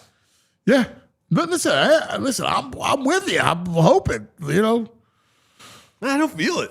You can usually hype me up, man. I'm not feeling it. Dude, I can't fake it. I know. I mean, I That's what can't fake it. I mean, nervous. like I look at it, and here's what my concern is that they're going to be tight at the plate. I saw a lot of tightness. Yeah, you did. All right, and you had Ohtani you had him knocked out, man. One shot knocks him out. And here's their last 7 post-game runs. Matt Gelb just tweeted this out. The last 7 postseason games, runs scored 3, 1, 2, 7, 2, 2, 1. They are 1-6. The one game they won, they scored 7 runs. Every other game, 3 runs or less. All right, well, you know what's in store. Like, it's on the bats. I think Liz is going to keep you in the game. All right? The way Sanchez kept you in the game. I believe that. And so I believe it too. It's up to the bats. Go! Yeah. JT's going to get another big hit tonight. I may Hope bat so. him 4th right now. I would. I got news for you. Yeah. I would. Eddie Wright's calling this the last slopper. The last slopper. He's the greatest with that slopper. He got a team of writers. Yeah, him. The last slopper. You can just see the whole thing with Schwarber. The table, they're all sitting at the table. Eddie, let AI help you make a last slopper dinner. With all the Phillies and bats send it around to us. He knows how to send it, right? Oh, yeah. Right, Please send him make the last that. slopper on AI. Yeah, Fox is just saying he wants to commission a piece of the last. Yeah, slopper. let's do it. We got to take care of some business. All right. So let's do that. Tell us about some Shady Rays. I would love to. Shady Rays, sunglasses. I wear them every day. You should. Sun's always out, usually. Protect your eyes. But you might be hesitant because you buy a nice pair of sunglasses and you're afraid you might leave them somewhere. Maybe you left a pair at the beach, on the roof of your car, at a gas station 3 states away. Well, I've been there because I left a really nice pair of Shady Rays in another country. And I didn't have to fret. You know why? Because Shady Rays changes the game. Not only are they seriously good-looking, polarized, durable, and not stupidly expensive, they'll replace them if you lose or break them, even on day 1. Simple. Reach out to Shady Rays. Tell them you lost them. Brand new pair. No guilt trip. Just replacements. They're changing the game. So now I am even more stress-free wearing my sunglasses, my Shady Rays everywhere. Ballpark. Hikes through the city. Concerts, mosh pits. If I'm on a boat, they're with me. Cause Shady Rays. What boat are you on? I go down to the Moshaloo. I have cocktails at happy hour on the Delaware River, and I bring my Shady Rays. And I have to look over the edge. I'm not worried. If they fall off, Shady Rays got me. Because Shady Rays is eyewear that's got your back, Anthony. So we've teamed up with Shady Rays to bring you an exclusive offer. Head to shadyrays.com and use the code PHLY for 35% off polarized sunglasses. And you can look as good as I do on the Moshaloo. Try for yourself. The Shades rated 5 stars by over 300,000 people. Hey, let's talk about Parks Casino. Our casino of choice to have it all: action, excitement, headline entertainment. You live anywhere in the area, it's real close to get to. Parks Casino, Street Road, Bend, Salem. You can't beat it. Pennsylvania's #1 casino. You can play thousands of hot slots, state-of-the-art sports book, beautiful poker room, the Liberty Bell Beer Garden and Gastropub, a collection of award-winning restaurants. All right, also the entertainment. Parks Casino, this is how you win. Tickets on sale now for these headliners. December 5th, Straight No Chaser. Straight No Chaser is a Christmas band. Nice. Yeah. They sing like Like the 12 days acapella of stuff? Christmas, a Christmas Oh, can. I love a little Christmas I thought you were action. going to give us a little Text me Merry Christmas. Well, we've been talking about it, not figuring out if it's a podcast, band. Yeah. That's what they are. Do a little, a little. Santa Claus coming to town, something? Santa Claus is coming to town. Santa Claus is He's like a Oh, coming to bootleg town. type, man. Santa He is Claus such a is coming to town. Yeah, you've been good, man. You were to do the, years ago when I was at the Fanatic, I did the Cuz Christmas special. Oh, yeah? It was a Christmas album. Okay. And we're going to do the same thing, starring you guys. Sure. All The right. Cosettes. December 6th, comedian Ken Jeong, who's really, really funny. December 12th, a Led Zeppelin tribute. And we're buying the stairway to heaven. November 26th, comedian Joey Diaz. Going to sell out. Yep. October 4th, Kansas. Carry on my wayward son. There'll be peace when you are Joey done. likes this song. October 25th, Almost Queen. Is this the real life? Is this just fantasy? November 21st, Air Supply. I'm All out of love. I'm so lost without you. ParksCasino.com to buy tickets for all shows. Parks Casino. This is how you win. All right. You got to be 21. Gambling problem. Please call 1-800-GAMBLER. All right. It is a Murphy Monday to sift through the game one. Yeah, if anyone's going to get fired up for tonight, David Murphy. Listen, Murph's column was spot on. Yeah, he usually is. It was spot on.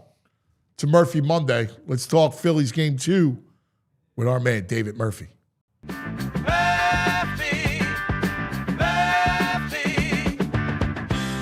it's time for our man, David Murphy.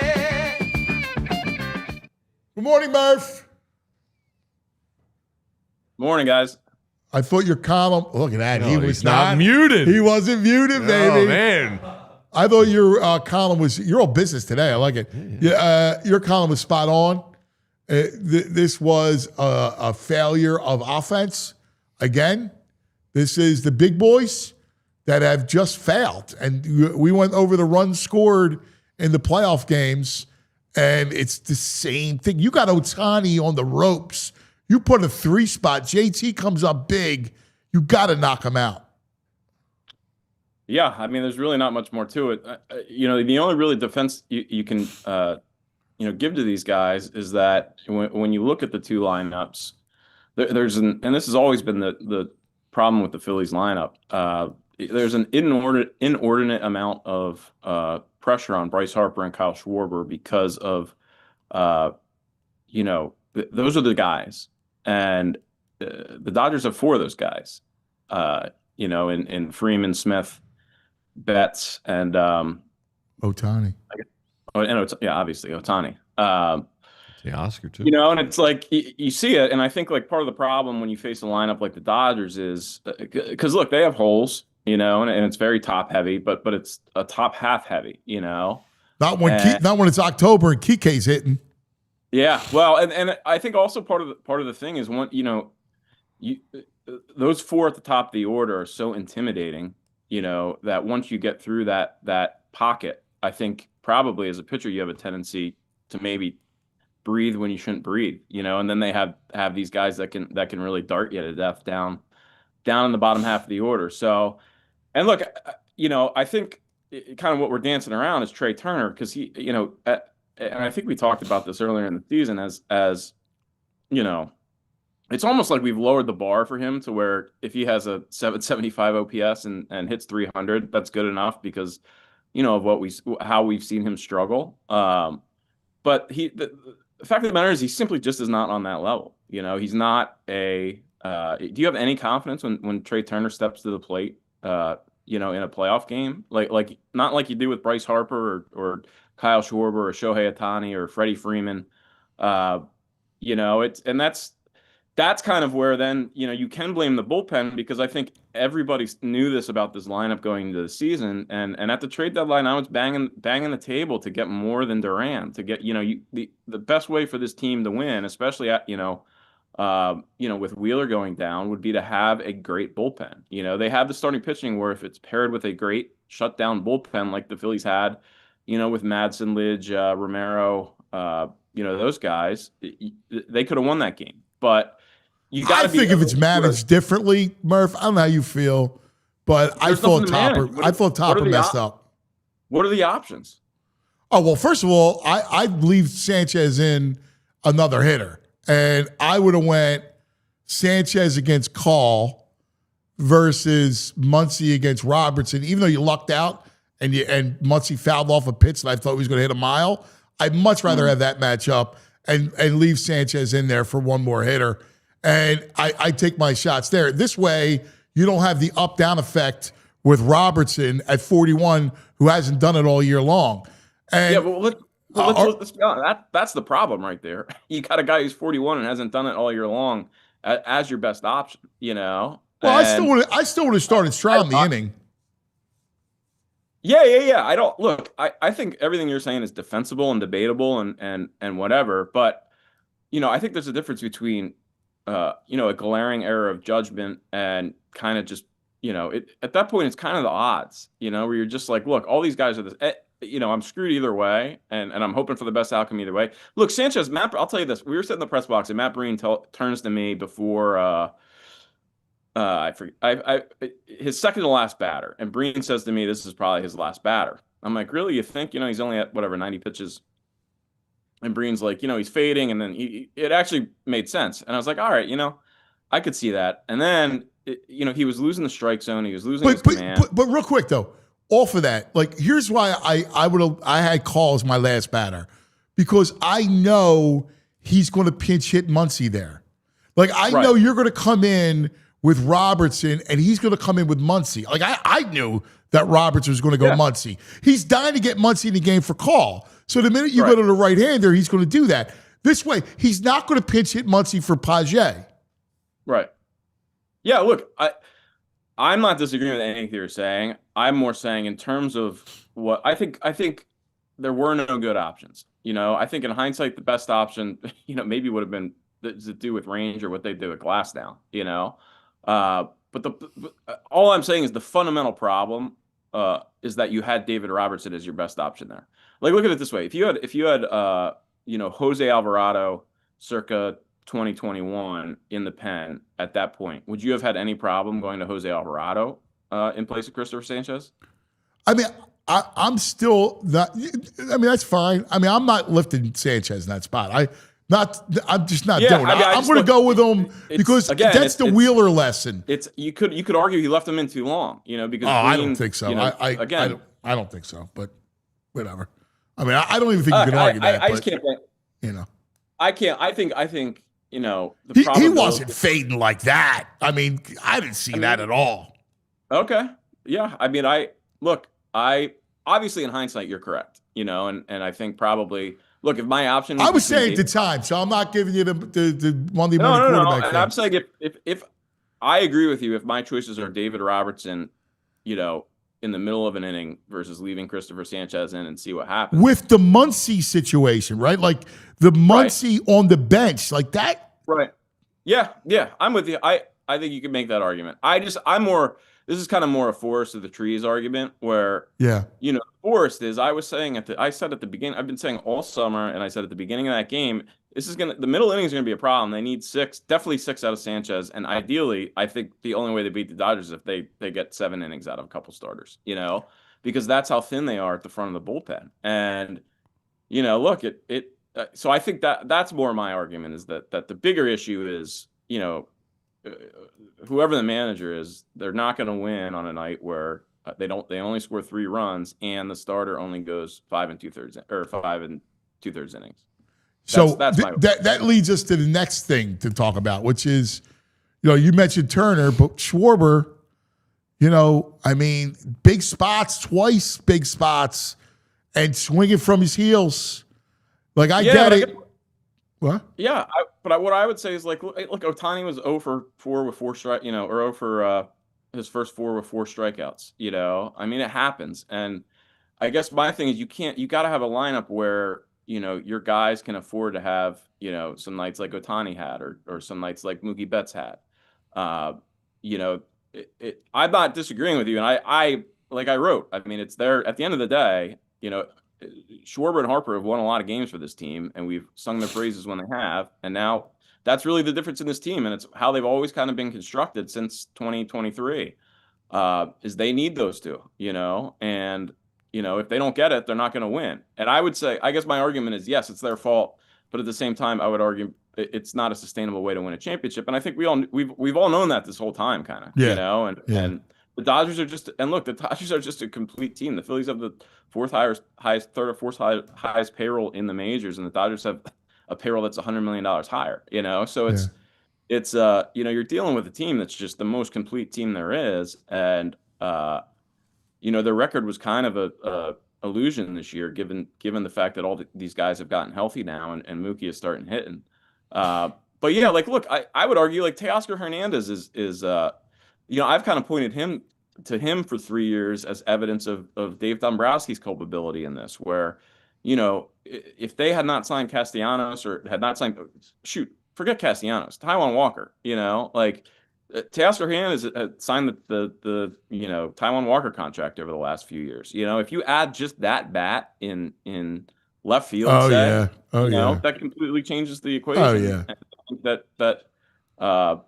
and Castellanos kills you too. Castellanos buries you. Yeah. Buries you. Well, they've got, between Castellanos and Taijuan Walker, they've got $38 million a year that's not going to play at all this series. Think about what you can get for $38 million a year. That's Alex Bregman. That's Alex Bregman and a reliever. That's three. You could have signed Josh Hader, Jeff Hoffman, and Edwin Diaz for $38 million a year.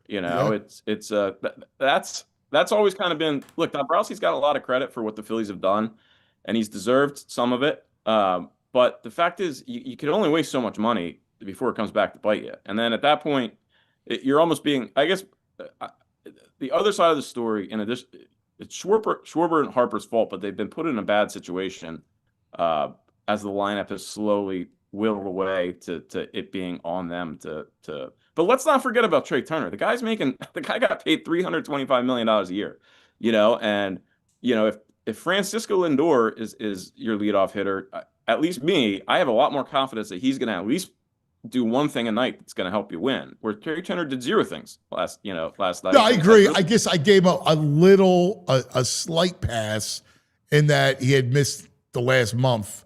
So I'm with you. First game back, so I was a little tempered. Obviously he deserves a lot of blame, but I just need more. Like when I get Schwarber up with runners on base, Kyle, I gotta love you, but I need you to drive in some runs.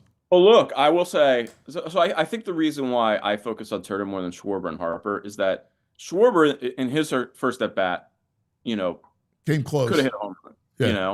It was loud. The ball must not have been carrying that night because there were a couple ones that did not seem to go the way I thought they were going to go. I thought Bader might have. I did too. I think Bader might have parked one, and Schwarber. I thought that was gone. I thought Schwarber was gone. So did I. The sound of the bat and how it usually ends I up. thought it was going too.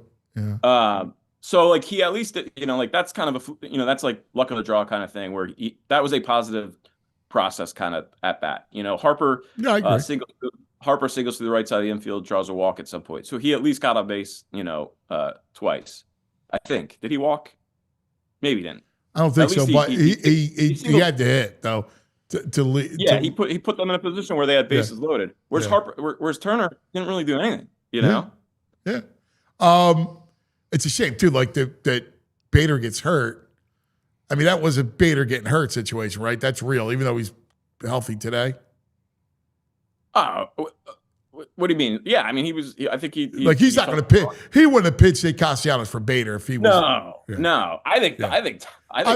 You still. I'm curious. You still get a little. You still get a little side. You sure you're not doing that, right? You sure you're not? Yeah. I'm with you, man. It's in that situation. I'm always the kind of person where I'm like, if it doesn't make any sense whatsoever, there's a good chance the guy's not just an idiot. Something else is going on. So I assume that there was an injury or something like that. Because look, Topper is not. I don't think Topper's a big fan of Casty right now. I think he can kind of take him or leave him at this point. I don't think there's any situation. I would agree. That's why. But people are talking. There's a lot of talk, like chatter. I'm with I just wanted you to address it. Human nature is to try to focus on the things that you can control, and the manager that manager is the easiest thing to control, and so it provides us some psychological comfort to say that if we just fire Topper, this team could be all right. No, But it's got foundation issues. I completely agree. I again, not to belabor it, but and I'm a Topper guy. I love Topper, but I didn't like I hate the way he handles the ball. I hate the way he handles the bullpen. I hate the way he handles the pitching staff. I hated I'm still not over the Wheeler situation from the past where he pulls Wheeler, and I just thought the same thing. Tonight, I don't disagree. We'll find out, right, brother, about like what they're made of. This is it, man. This whole group. Like, you can make the argument that if they don't win this series, it gets detonated. Yeah, I haven't really. I don't know. Like what it's interesting, and it's obviously what where my head's going to go if they're losing in the 5th or 6th inning, and I'm really going to start diving into it. This I wrote yesterday. The column I wrote. I mean, it was just kind of filler, but I did write that this could be the end of the era tonight, the last chance for Citizens Bank Park to really see this team, and I kept on. I didn't write it because Right. The situation was completely different, but it's got shades to me of Game 5 of 2011 against the Cardinals, where when Ryan Howard's laying there in the dirt and the Phillies have lost this series where they were the best team in baseball, and they Cliff Lee had a 4-0 lead, in Game 2 when they're up 1-0. I just remember sitting there. I'll never forget sitting there in that press box, just being like, "Holy crap, it's over!" Like this is, and that to me is what it's going to feel like tonight if they lose. Where they're not going to get. Look, Aaron Nola ain't suddenly going to become 28-year-old Aaron Nola again. Like Zach Wheeler's probably out for next season. Kyle Schwarber's a free agent. So I guess when we say detonate, I don't know. I think they're going to try to bring back Schwarber. I think they love Schwarber, and I think that I would be somewhat surprised if Middleton does not do whatever it takes to keep Schwarber in the fold. I guess the question at this point is, does that make sense? And that was going to be my question. If you're going to switch up this team, I don't know, man. You're going to need to do a lot of work with this team. You think Wheeler's at all next year? I mean, I don't know. I don't know what the prognosis has been, but I mean, I would be surprised if he's ready for spring training, just based on, I don't know, maybe I'm completely wrong about that. I was thinking maybe like May or June. I don't think it'll be ready by spring training, but I thought like May or June. Yeah. Well, whatever. But your point. I would say there. All right. Then let me rephrase it. There's at least a question of the whether Zach Wheeler is a dominant. Yeah, I mean, the guy just had a blood clot in his shoulder. I know. And you gotta. It's one thing recovering from that. The next thing is getting back on the mound, and it's not. There aren't a lot of instances of guys that have come back from that to be Cy Young caliber pitchers. So yeah, I'll rephrase that. I don't know. I guess I mentally have just been like, you can't count on Zach Wheeler. That can't be part of your equation next year to be like, all right, well, we're gonna have Zach Wheeler as a Cy Young at anything you get from him is kind of like, all right, great, bonus material. But I think so. Here, I think Middleton learned something though in that in that 2012 to 2020, 2019 era, that like it's not that easy to just blow it up and then retool and then be back better than ever. So and I think that's probably gonna be on his mind long and hard whenever anybody talks about kind of detonating kind of thing. Look, anything that could be detonated would have already been detonated if there was a way to do it. Like they'd love to get rid of Castellanos. Or not, I'm sorry, let me have some respect for them. They would have loved to like get trade that contract. Same thing with Alec Boehm. They were looking to trade Alec Boehm this offseason. They knew that in an ideal world, you replace Alec Boehm with someone who makes a little more sense with this lineup. I don't want to bring it up because it doesn't matter. It's premature, and they could still rally and win this series. But like can they? Doesn't it feel like it? The Schwarber, I don't know if it makes sense to do it. Like, it makes sense from a box office to bring him back. But like that's going to be unless you just go, I got an endless payroll, then it doesn't matter, right? But if you actually have a semblance of a payroll, I don't know. Well, again, like the question is who's it. Well, it's the how you question is, reconstruct the team, right? Like you're gonna have the to. question is, all right, who's your DH then, or where are you spending that? Well, money? yeah, you're gonna have to figure out, reconstruct this entire team. Yeah, but that's not easy. It's not an easy thing to do. I believe me, I get it. Ask Daryl Morey, who tried to do it in a year and it was in a whole off season, and it was an unmitigated failure. But let's not even go there. Let's stay on, because I do want to go. I want to try to stay positive, hopeful. I should say, not positive, hopeful, because it is game 2. Are you hopeful? I'm not. I'm not hopeful. Am I hopeful? Oh my gosh. I mean, listen. Let me tell you what. I could see a scenario where Luzardo pitches really well today. And it's going to be up to the bats to hit Snell. You got scratch Snell. Yeah, I don't want to be. I'm with you. There is absolutely a scenario. We have seen Jose Luzardo win a game by himself before.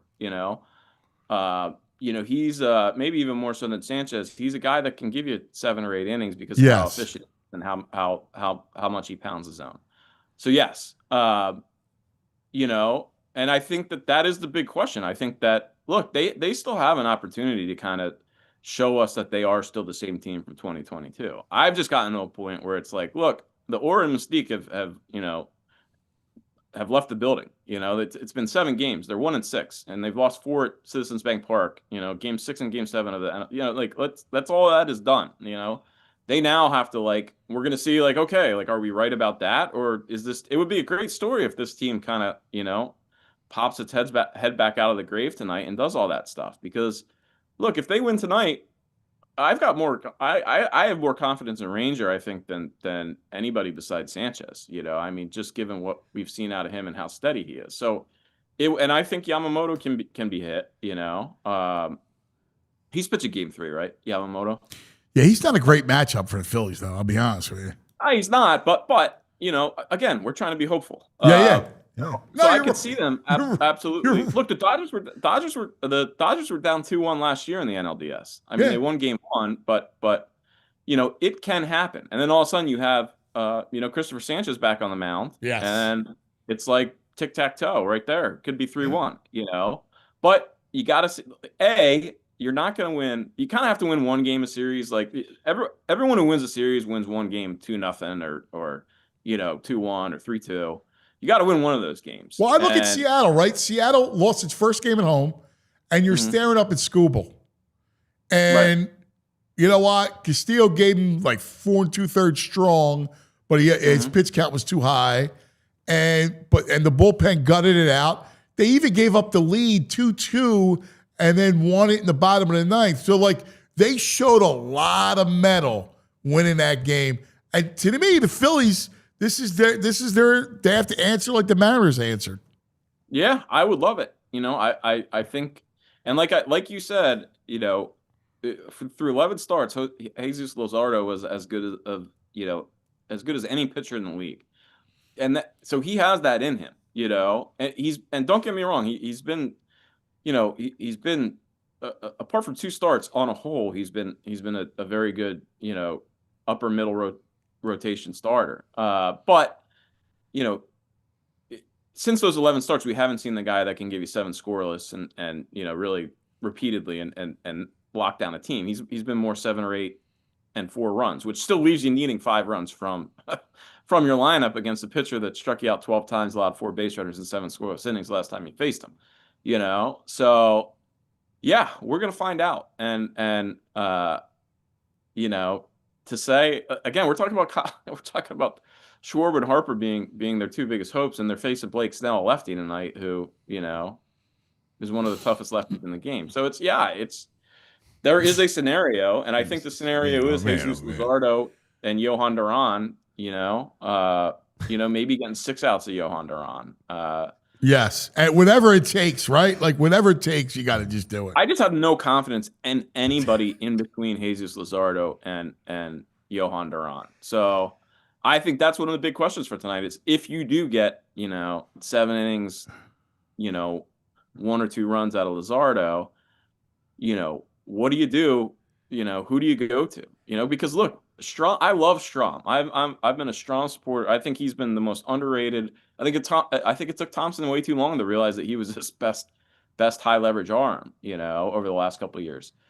But he's just leaking a little more gas than we usually see out of him. He just doesn't have that sizzle that he's been great. Don't get me wrong, but he has not been elite. He hasn't been Ryan Madson, the last half of the season or whatever. And I think against the Dodgers, you need Ryan Madson, in the 8th inning. You're right. You're Like right. Hang on 1 second, or Alvarado. my brother. Alvarado. Hang on 1 second, because we're in overtime. OT on the program. Make sure you're watching on YouTube on overtime. All right, we love our OT. David Murphy with us, terrific columnist, inquirer, former Phillies baseball beat writer. I don't know if I like business. He's got a business casual vibe with the well, no, but it is. Listen, it's business. It is business. Bumming me out. He's bumming our chat out. What do you expect? Fartsy's got tickets tonight. Big Farts Jones. He doesn't even know he wants to go down after this. I'm just like a total goober and just rapping all over the field. Look, I'm just trying to be realistic, and look, Ant, essentially you're just saying you want to lie to yourself because you feel the exact same way I do. You just respond to it a little differently, You're right. But listen, you're 100% right. We can't have him feeling this way.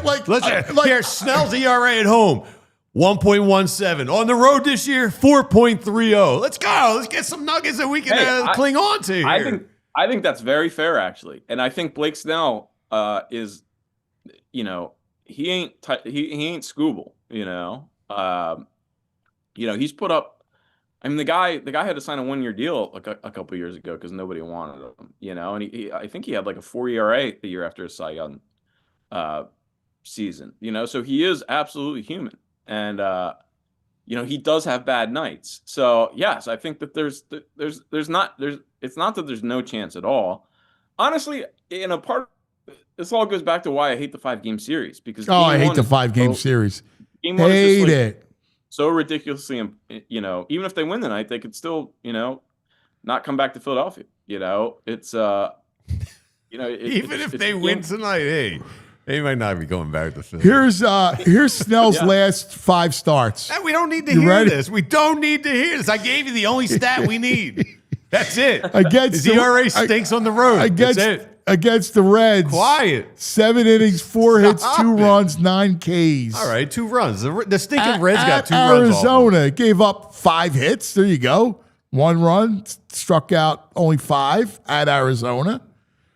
Against the Phillies, 7 innings, 2 hits, 12 strikeouts. Against Colorado, 6 innings, 2 hits, 11 strikeouts. That's a minor league team. No runs. Here you go. All right, here you go. At Pittsburgh, before that, 5 innings. This is the Pirates. Yeah. 9 hits. Yeah. 5 runs. There we go. All right. He lost the game. So you're saying we got a chance. That was September 4th. Perfect. Yeah. That's in Pennsylvania. His splits in Pennsylvania stink. There you go. You can't play in this state. There you go. Can't pitch here. Yeah, I like it.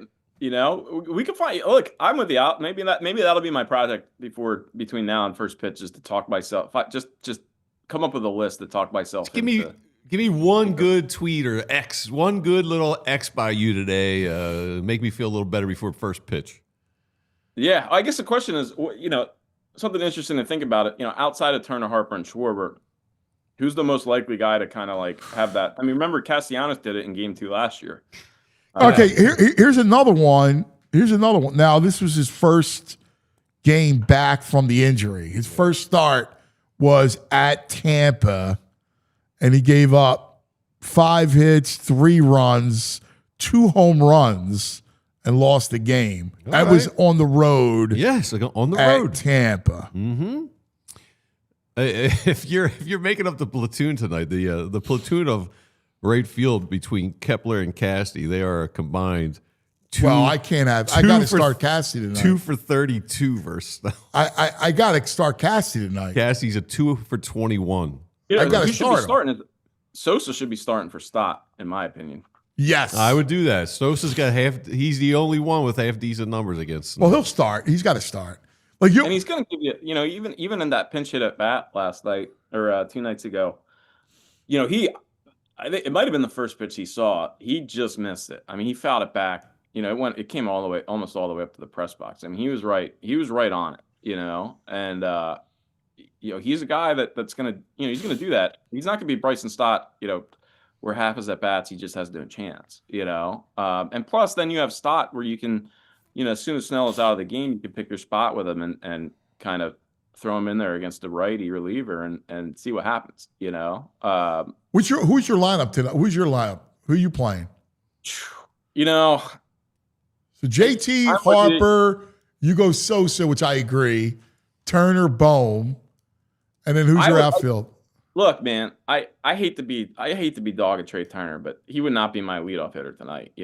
Look, because the question is you lead off Bader? You lead Bader off? Bader would be my. He's the batting champion. Bader would be all right. So is Luis Ayres for forever. Bader, I think I would go Bader, then I would go Harper. That's the problem then, is like, what do you, and then I guess the thing is like, I don't. You're not moving Bryce out of the 3 spot. You're going to be stuck with Schwarber, Harper. I would go JT and clean up. I don't know what I would do I would probably, honestly, at this point, I might bat JT third, and then put, well, wait, it was Schwarber. They were batting back to back last time. Maybe lead off Schwarber. I might lead off Schwarber. No, I don't know. There's no answer. That's the problem. How about would you start Kemp? Yes. So that's what I would do. If I was. So you go Kemp, Bader, Castellanos in the outfield. I would go Kemp, Bader, Castellanos. Yes, that's what I would do. Because look, you might as well try it. Like who knows? Weston I agree. Wilson, I start my man. I mean, he is my boy. I don't even know if I start him. Well, who you starting? I don't know. Listen, you want Marsh against Snell? Because I don't. No, I would have put. I don't want Kepler against him either. I would put. I think Wilson's going to start personally. I think that's why he's on the roster, frankly. But yeah, I would start Kemp. Absolutely. I like Kemp better than West Wilson. But I do too. But I would be surprised if Rob does that. Given how much. Now again, I think one of my biggest fundamental philosophical disagreements with the current regime is the emphasis that they put on corner outfield defense, which is just, come on, like it's you get 1 or 2 balls that are a game, and maybe one of them is one that is actually kind of variable in terms of right defender. Like you take your chances there. The Phillies went to the World Series with Pepperell and Raul Bañez in left field. Exactly. Like, right. It's so. Center field's the one, but I think it's true with center field too. Where like Johan Rojas, I don't know. I would love to go back and count how many wins he probably cost them just in terms of forcing them to only use 8 hitters essentially. And he wasn't exactly Gary Maddox either out there. No, exactly. And he cost you more runs. He was brilliant, a lot of the time, but the one time he wasn't, cost you a lot of runs and probably negated the runs that he cost you at the plate and saved you in the outfield. I think so. Yes, I would go Kemp, but I don't think they will because of their kind of emphasis on outfield defense and but they should. I would be very impressed if I walk in there and see Kemp in the lineup. That's what if I see Kemp in the lineup, I'm going to believe the Phillies are winning tonight. I got one last thing for you. All right, and this is a philosophical question. I need all 3 of you guys and the chat. Do you do the Durantula thing down 2 runs? My man Zach Leon wants to know. Down 2 runs, do you do it? Because I think not. It was very odd. I was in the ballpark, and it was weird. It was, and that's the whole argument for not having the thing to begin with, because it's like, it's so goofy to play it when you're down. like, do you play it when he comes in when he has a 10-run lead too, and he's just getting his work in? Like, Only save situations. Right. I agree. That's when you use it. I like it a lot, but it's got to be where the energy's there, and you got to feed off the energy when you're up. You can't play it all the time. I totally agree. I 100% agree. It was just like, I think the kids call it cringe. Yes. You know, like I was like sitting there cringing in the press box. Yes. You know, like I did too. I was cringing at home. I was cringing in right field. Yeah. Yeah. Well, you didn't have your phone out? Did you have your phone out? No, I didn't have my phone. Yeah, he did. Oh, and that's happening. I'm probably on Twitter. I'm not sticking. And I'll say this. Here's Here's a hotter take. I think the phone thing is the stupidest thing, regardless of situations. Like they started at Iowa, and now it's like concerts. It's like, dude, I don't know. Like you got to scan the Q code on the board. It's, put your phone down. We're at a baseball game. Put your phone down. You know, like I did like the Fire though. The Fire edition was nice. I like the Fire. Yeah. Yeah, I mean, but again, you roll it out when you're down. when you have, No, I agree. I thought the same thing. I was cringing. Yeah. I was cringing. I think they should have. I think Rob Thompson should get his own introduction. Yeah, introduce him tonight. That'd be great. Oh God. Oh God. My brother. Well, listen. We'll be talking to you. Hopefully, are you going? You'll be in LA, right? I will be. Yeah. Yeah. For at least one day. Yeah. Hopefully, it's longer than that. Well, look. At least, hey, look on the bright side. You've got a very undefeated, functional Eagles team that is lighting up the scoreboard, and we'll have them for the rest of the season if the Phillies lose tonight. Let's go Flyers. Hey, by the way, the chat likes your hair today. Linda and a couple other people in chat saying your hair is on point today. Dude, I need a haircut, and I'm like at the phase where the only thing I can do with it is like throw gel in it and maybe like plaster it down a little bit. But it's working for you apparently. Oh, thanks. All right, brother. Thanks, chat. I think the chat may have been being sarcastic, but I appreciate it nonetheless. Linda doesn't roll like that. No, she's not sarcastic. Linda's not like she's that. not like you. All right. All right, brother. Good stuff. All right. We'll see you tonight. See you, pal. There he is. David Murphy. Phew. Yeah, just making us all feel good. Need a drink after that. No kidding. Well, I mean, listen, like you expect he's not a cheerleader. He's not going to give you black gritty. I mean, yeah, it's true. We're going to give you what it is. Eddie Ray good with the ooh, that's Snell. That'd be a great chant tonight. Ooh, that's Snell. Yeah, it would be good. Listen, wow. The best thing you got going is I like his home road splits. Yeah. I mean, I love him in Pennsylvania. It's a great trend. All right, time now for Back in the Day. Let's get the mojo back. Yes. With Mojo Back in the Day. We're going back. We're going back. We're going back in the day with True Mark. Oh, yeah. All right, so, you do some digging, try and find a piece here or there with Snell. This will make you good. So a piece here or there, we got to find what we can get. So we got some action. Snell is beatable. He makes mistakes. And we got a mistake. Oh, here. we're not doing Doc?